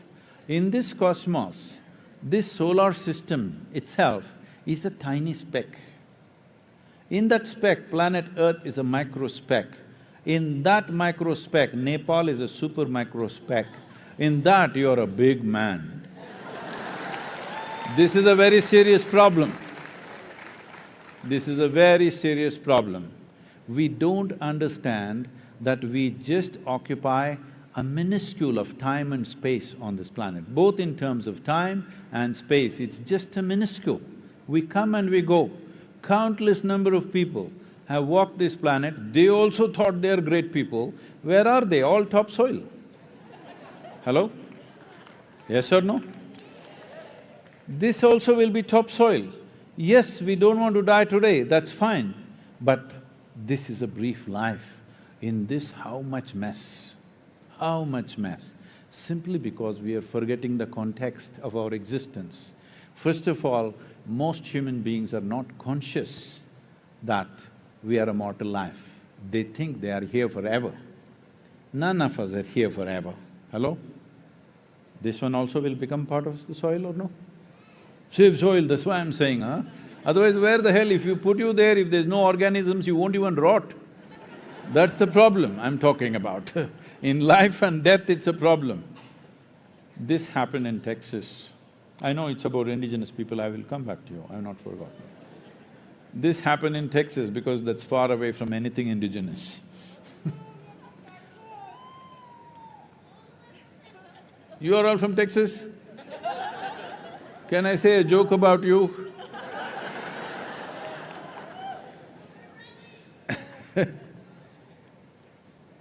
So, there was a couple in Texas, young couple, and they had a dream. They want to go to the Holy Land, to Jerusalem. They wanted to go to Holy Land, but they got married, so honeymoon happened and they couldn't go. Then one child happened, they could not go because the child was young and child was toddler, da-da-da. Then 1, 2, 3, 4, 5 happened. Then children went to school, so they could not go. Then children graduated, so they could not go. Then children went to college, so they could not go. Then, like all of you have been to Kailash, postponing, right? Just like that. So, then children got married, they could not go. Then grandchildren came, they were so cute, so they could not go. Then finally, when they were over 75 years of age, they got an opportunity to go to the Holy Land. They went to Jerusalem. And they were completely overwhelmed because they've been looking forward to this for so many years. Jerusalem is a place where every cobblestone bleeds history, all kinds of stories are there. So they walked in that street where Jesus is supposed to have walked. They walked they went to the place where he's supposed to have walked upon water. They were completely overwhelmed. But unfortunately, the lady had a heart attack and she died. That happens, you know. Then the man was preparing to take her body back to Texas. Then the local people came and they said, see, your wife has done the right thing. She came to Holy Land and she died. This is the best thing a religious person can do. You don't bother about taking her back because first of all, carrying the body back to Texas costs $18,000 on the airplane, plus local charges there, it's all too much. Because you're so distressed, over 40 years of marriage and you've lost your wife, so we will do all the rituals for you, just for you. Very high discount, $16,000, let's do it. The man thought about it and then he said, no, I will take her back to Texas. Then they said, see, you're not able to think straight, you know, you lost your wife and you're distressed, we understand. So we'll give you a super discount, $12,000, let's do it. You know, this is a haggling place. The man thought about it and he said, no, I will take her back to Texas. Then they said, why? See, oh, we can understand how distressed you are, you know. Having lost your wife for 45 years, it must be really… you can't even think straight. It's all right. We will give you an absolute below the price discount, $6,000, let's do it, let's do it, let's do it. The man thought about it and he said, no, I will take her back to Texas. Then they threw up their hands and said, what is this about? We've given you all the discount that anybody can give you, why are you saying you'll take her back to Texas? So he said, in Texas, dead stay dead.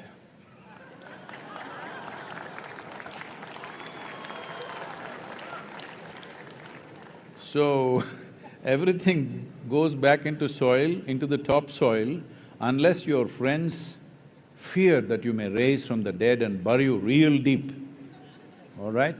You need to know this every time you step out. You need to know this. Who you are is just a pop-up from the soil and you will pop back anytime, all right? I'll bless you with a long life, but you will die one day. Is that okay? Hello? So, the indigenous people of the world, all of us were indigenous at some time. We have all been whatever, and today we consider ourselves as citizens of a modern nation or a city or whatever. So the indigenous people also must organize themselves, not go on crying about what is gone, preserving the culture and the valuable part of your culture so that it perpetuates into future, but preserving individual lands, indigenous lands and indigenous nations as it was in the past. I am not saying it should not be done, I am not against it, but it will not be done. I know the politics of this world, I know the economics of this world, it will not be done. So the best thing is to organize yourself in such a way, culturally, you maintain that richness and bring that… See, right now indigenous populations in the world have taken this, people are appropriating our culture. When I was in the Native American nations, everybody is saying, they're appropriating our culture, they're taking our clothing, our jewelry, our this. I said, what is the problem? I want everybody to appropriate my Indian culture. If everybody wears Indian clothes, speaks Indian languages in the world, what is my problem? Let them appropriate it. I'm saying you can either call it appropriation or you can call it that you have converted them to your culture, isn't it? It's time we do this because the only way you can preserve anything is that there should be no need to preserve it, it must be a living culture. If you don't make it a living culture, preservation will naturally push you to archives, museums. You should not… indigenous people should not go into museums. Your culture, your traditions, your clothing, your jewelry and many arts and crafts must live in common societies. Otherwise, it will not live for very long. You can protect it for some time, but beyond that you cannot protect it.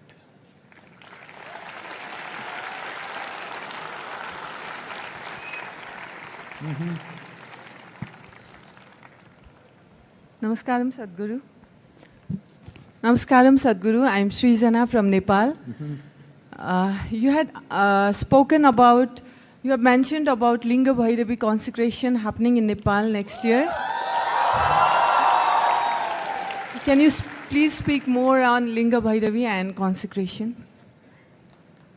We… oh.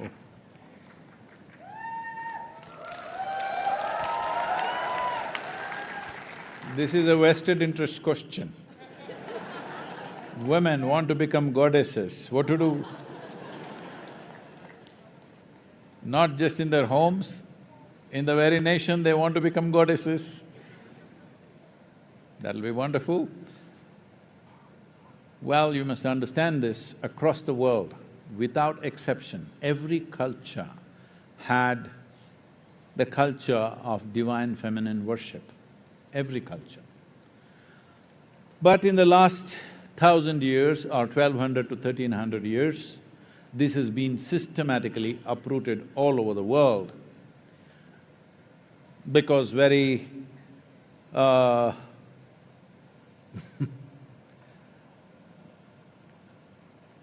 you know I'm not against the men, I'm a man, all right? So, very masculine, powerful, conquering kind of religions where divine feminine was a problem and they uprooted everything. Anywhere you go to Arabia, you go to Europe, you go to Eastern Europe, Central Asia, Africa, South America, North America, everywhere there are ancient figurines of divine feminine in their own forms. Because no sensible human being who makes an image of God in the form of a human being can completely eliminate the female.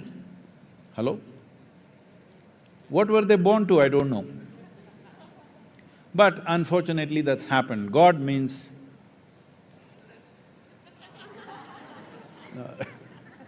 okay, there's a man up there. So, this is the only culture, this subcontinent is the only place where it's still in a strong living force. There is not a single village in India without a Mariamman or a Mari or a Kali or a Bhairavi or something like this. I'm sure it's the same here, Kali and other things in Nepal also, because this is very important. There are many other spiritual aspects to it, but socially it's very important that, as I said earlier, see, men and women can live together in a sensible way only when there is a stable civilization. When there is a war, when there is strife, when there is violence, women will sink because that is the nature of their biology. It'll not work for them. So, to keep societies in that condition, it was very important that even if things go out of hand, that women are left out of those things. So, divine feminine was very, very important. Devi temples always protected women and they were looked up to, and this is a culture where a living girl is being worshipped as a goddess, all right? So, there are other aspects to it, but I want you to just look at the social significance of this.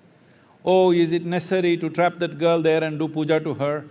Well, you can change that form of how you do things, but the important thing is you're looking at a female person, maybe a child, but you're looking at her as a goddess. This is important. Socially, this is very important. Because in the recorded history, if you look back, most cultures in the world have done most terrible things to their own women. The women that you have to live with, you do terrible things to them. I don't know how you manage to live with them after that. How do you do that? So, Bhairavi is a powerful energy form, it is a feminine form.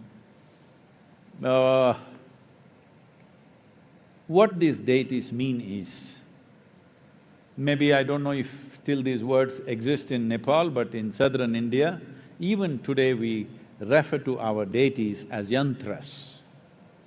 The word yantra literally means a machine or a device. So this is the only culture which is conscious that we made our gods. Everywhere else, people believe gods made them.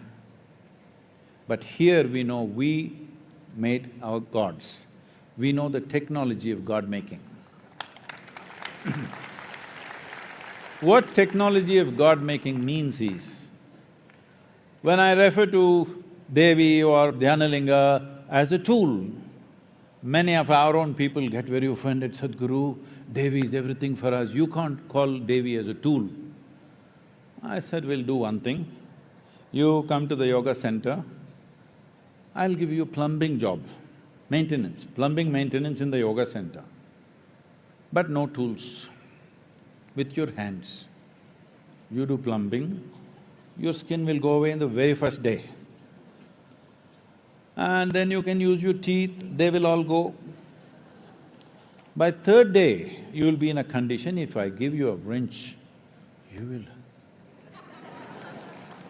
Hello? Will you or will you not? Because human life is what it is on this planet only because of our ability to use tools, isn't it? Otherwise we would be nothing. So, these are tools. As there are physical machines to enhance our activity, every machine that we have created, we have only created them to enhance the faculties that we already possess. Say, because we can walk, we came up with a bicycle to go faster. Suppose you were made like a tree, rooted to one place, would you have invented a bicycle? Because we can talk, we have a microphone, we have a telephone. If we could not speak, there was no speech in our life, would we come up with a microphone? For what? So everything that we have done in the form of technology and tools and machines is just an enhancement of the faculties that we already possess. So in the same direction, we evolved powerful tools to be able to do something that we are not able to do with our own bodies. Right now, can you run as fast as an automobile? You're here today because of your automobile. Hello? Some people are screaming, Sadhguru, we love you, love you. No, no. It's the gas and the automobile which brought you here, all right? Because without that tool, you wouldn't do most of the things that you're doing in your life. Similarly, there are other tools which are not physical in nature. We can create very complex energetic tools which generally were referred to as yantras. Yantra literally means a machine, okay? So, there are many examples. I am a living example of this, completely uneducated, just playing through my life. But everybody thinks I know everything in the universe. It's not true, I know nothing. It's just that there are tools. See, if you take binoculars and look there and say, oh, I see an elephant on the hill, and not you, I was just talking about the hill. Others see, no elephant, I can't see, but I can see an elephant. Suddenly you're better, isn't it? Simply because you can see something that others cannot see. If you can hear, smell, taste, touch, things that everybody else cannot do, suddenly it's an enhanced life. So this is what the deities are about. They are not… This is a culture, this is a godless culture, this is a very dangerous thing to tell you, but I want you to understand this is a godless culture. All the people that you worship are people who one time walked this geography. They went through trials and tribulations that all of you are going through and much more drama than you can imagine in your life. But no matter what drama happened, they remained above it. The freedom that they exhibited from all the drama that's happening around them, for that we bow down, because the only value we had in this culture is mukti or moksha, which means liberation and freedom. Freedom is the highest value. We are not planning to go to heaven, we want to become free from heaven also. Hello? That is the basis of this culture. So, Linga Bhairavi is a powerful feminine form that many who have been touched by her will vouch oh, Sadhguru is nothing, Bhairavi is everything. So, I'm glad it's like that, because if you create something which is larger than yourself, that is the best thing you can do. And because these are… see, a human being can't just fly off like this. Somebody builds an airplane, suddenly you think now to buy a ticket and go, you're not understanding the whole thing. You don't know what it takes to make an aluminum can to fly. Hello? It's just an aluminum can. But it flies and takes you from nation to nation all over the world. So that's not a small thing. Only because that device is built, suddenly such a thing is possible, isn't it? Similarly this, but there have been many examples who have touched profound layers of knowing, profound sense of knowledge, profound and incredible capabilities in their life, simply because they found an energetic tool like this. One great example that everybody knows about today is Ramanujam. You heard of Ramanujam, the mathematician? So, he comes from Tamil Nadu and just barely educated, and he became famous because he went to England. You have to get endorsement from there, otherwise they would have burnt his books probably. So he sat down and started pouring out mathematics, simply. Math started pouring out of him. Even he could not explain some of the things, but nobody could find fault with it because it was all progressing the way it should. What he created in 1910, that is a little over a century ago, the formulas that he wrote, today they are saying they are describing the structure of the black holes, they're defining the black holes. The way science progresses normally is first a concept, then a theory, then a law, then mathematics.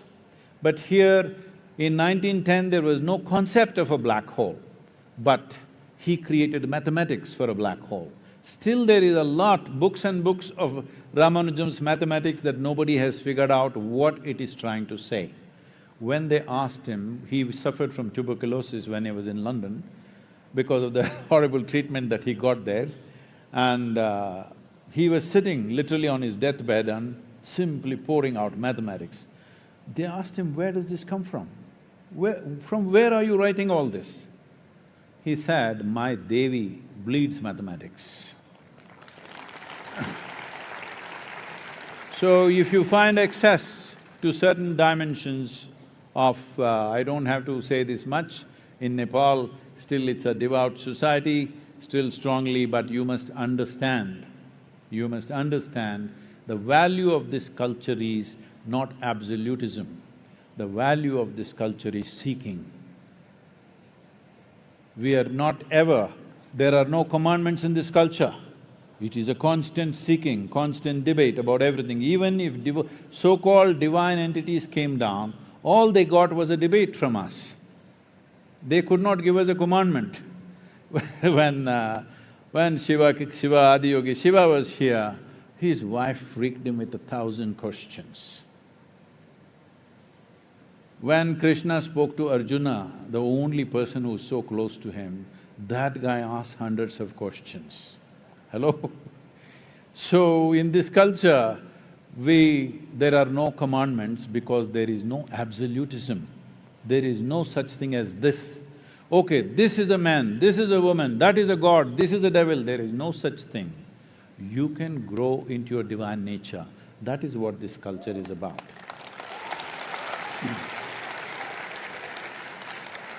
If you transcend the limitations which rule a basic human being, then people start looking at you as a divine possibility.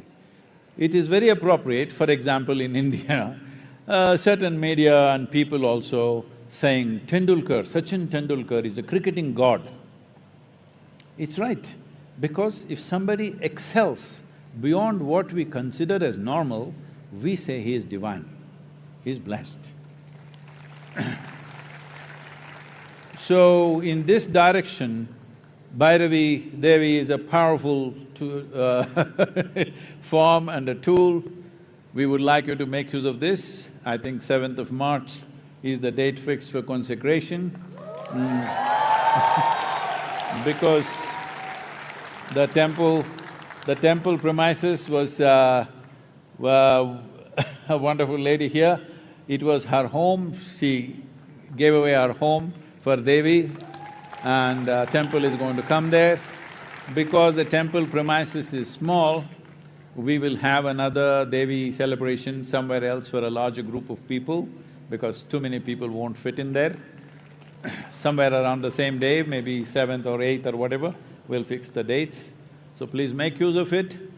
I want you to approach the divine as… no. I want you to approach the divine as not something that descended from heaven, but as a ladder that you can climb up to.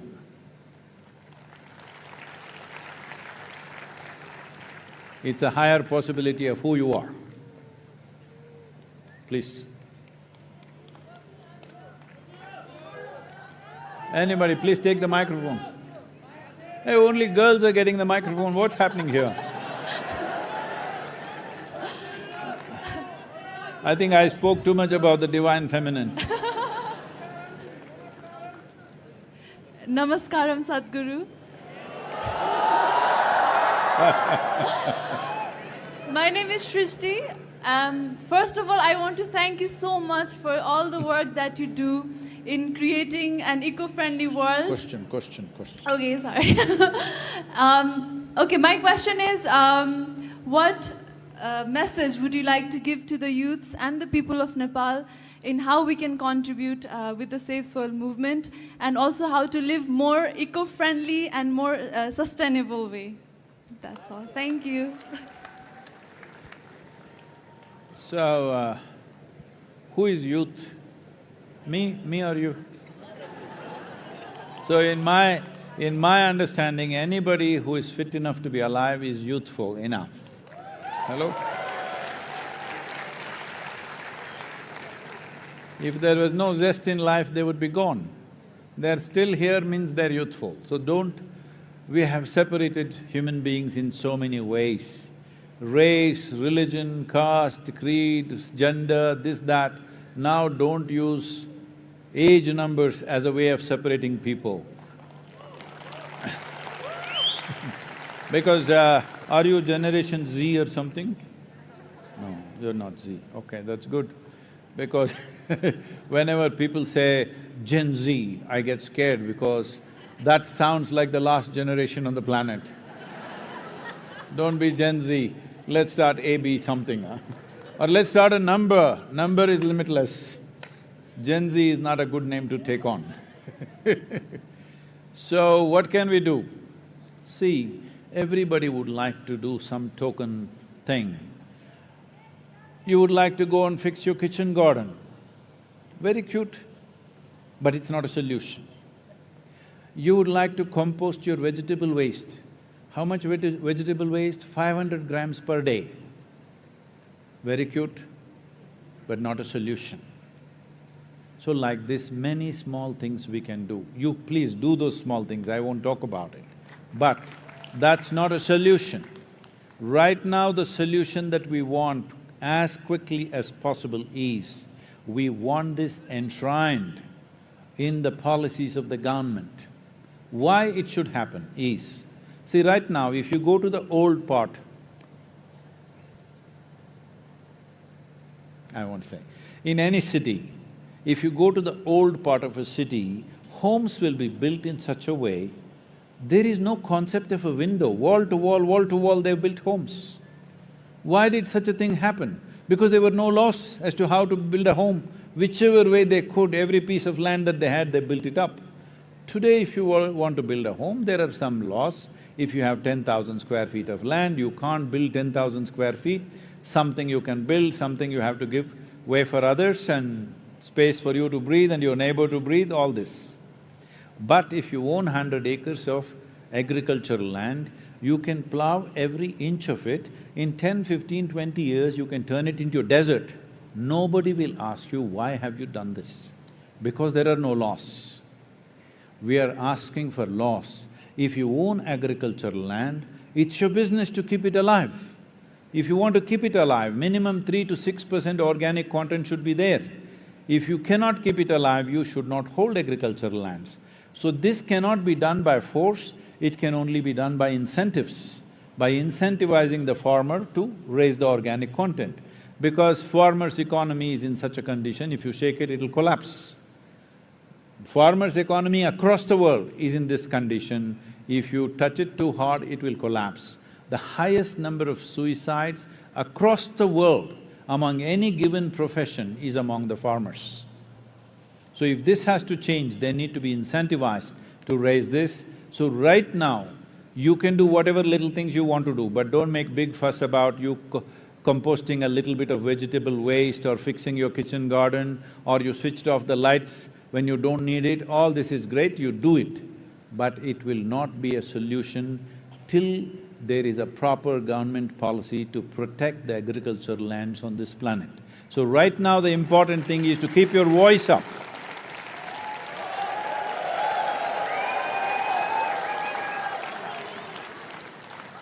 I think we should close. I see all of you getting sleepy. Just one more question, we'll stop, okay? I get the boys to ask a question, gender parity. Namaskaram. Namaskaram, Sadhguru. Who is that? Namaskaram. It's me here. Yeah, please. First of all, it's my pleasure to be here, very happy. My question is, sort of nervously a bit, sorry about that. So, girls, take the microphone. No. My question is, I mean, I'm a happy man in my life. I'm doing fine. But I want to know what it feels like being you, because you're an enlightened master. And what's the way for us to get there? What's the way for us to get there?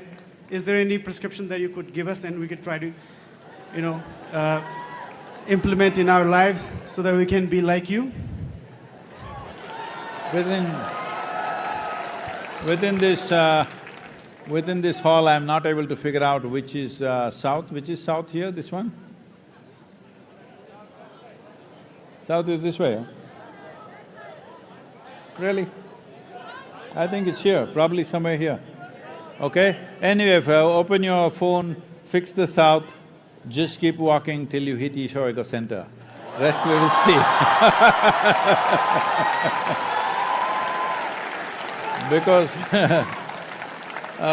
Because these are big things you're saying, you want to be enlightened, then we want to see how committed you are, first of all. Because you must understand this, nothing worthwhile in your life will ever come to you unless you have some relentless commitment towards it.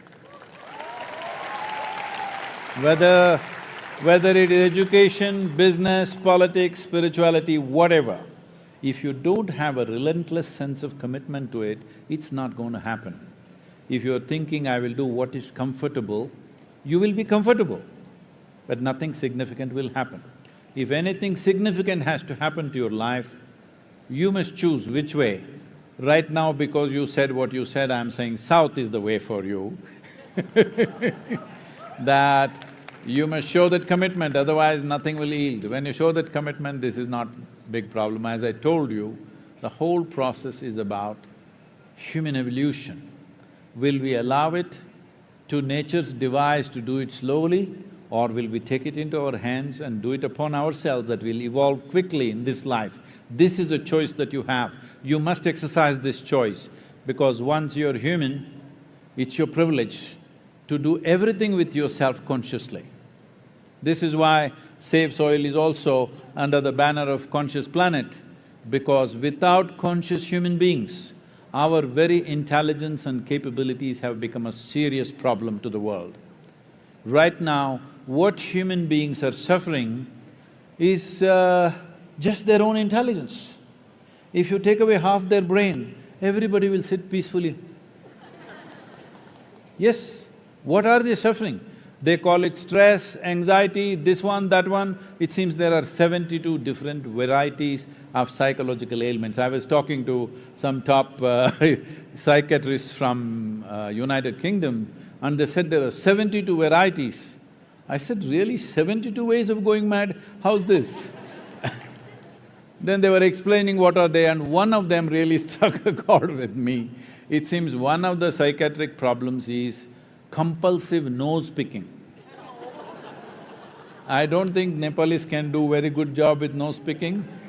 You know, Indians have a little bigger thing to poke till a point where it's bleeding, they keep on picking, they can't stop it.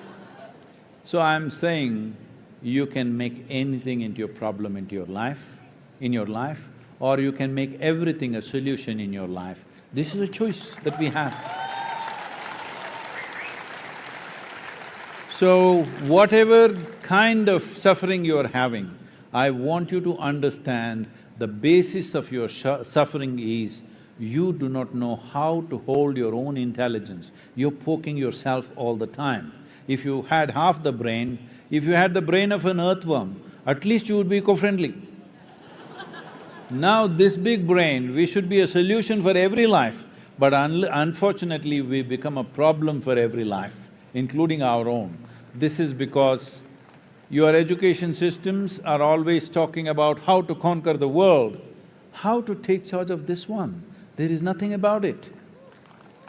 There's simply nothing about it. If you don't take charge of your own faculties, if your own faculties start working against you, can you ever be well, I'm asking you? If your thought, your emotion… let's look at it this way. Let's say suddenly these two fingers start poking your eyeballs. What to do? If you have a friend beside you, if you have somebody who cares for you, they will hold your hand and say, don't poke your eyeballs. But if it becomes uncontrollable, they will tie it with a rope to the chair in which you're sitting. If it still doesn't work, they'll take you to your doctor and do something else. Still doesn't work, they may have your hand amputated just to save you. Hello? But this is exactly what you're doing right now. The sharpness of your intelligence is what is poking you all the time. So, I'll ask you a simple question. Do you want your intelligence to be sharp or dull? See, if you have a sharp knife in your hand, you must know how to hold it. If you are like this, intestines will come out, hello? If you hold something very sharp in your hand, you must know how to hold it, isn't it? If you're not conscious, this knife becomes very dangerous. That's all that's happened to human beings. Your own intelligence has become a curse. Intelligence, is it a problem or is it the only solution we have? It is the only solution we have, but we turn the only solution into a problem because we are not conscious. Without creating a conscious human being, there is no conscious planet. Without creating a conscious planet, there is no solution for anything because we are capable of making everything into a problem. So let's create a conscious planet, let's make it happen. Thank you very much. There is a Save Soil anthem. Where is the anthem? Le le le le le le le. Le le le le le le le le le le le le. La la le le le le le. La la le le le le le le. La la le le le le le. La le le le le le. La la le le le le le.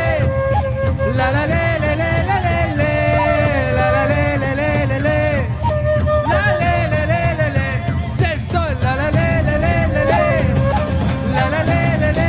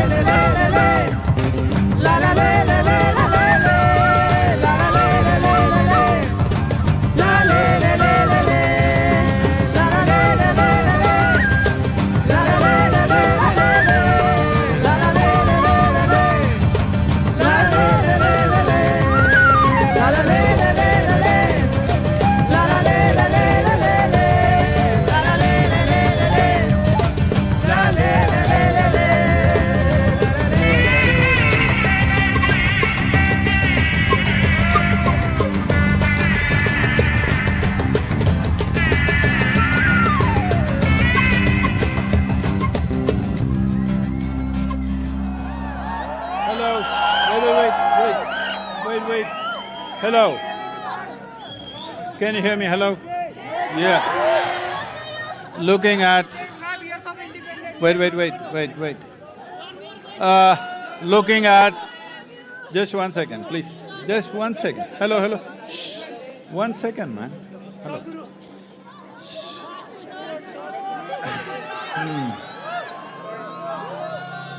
Hello, can you hear me? Looking at the amount of youth energy that Nepal has, I'm just thinking if this… See, the best thing about the Asian nations right now is we have this demographic dividend of young people being majority of the population.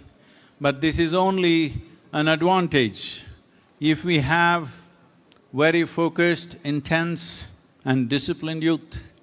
If they are not focused, not intense, not disciplined, they are doped down.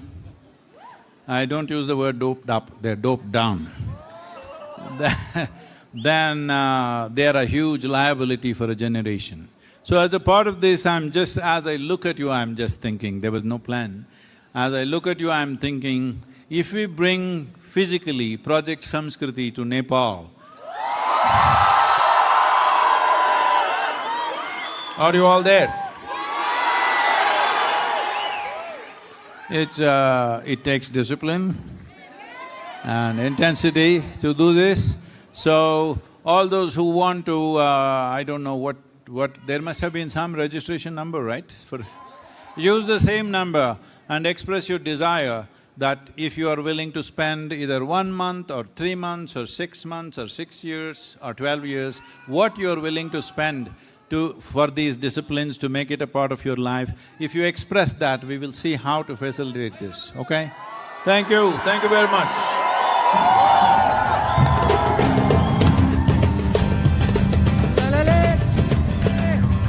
La la la la la.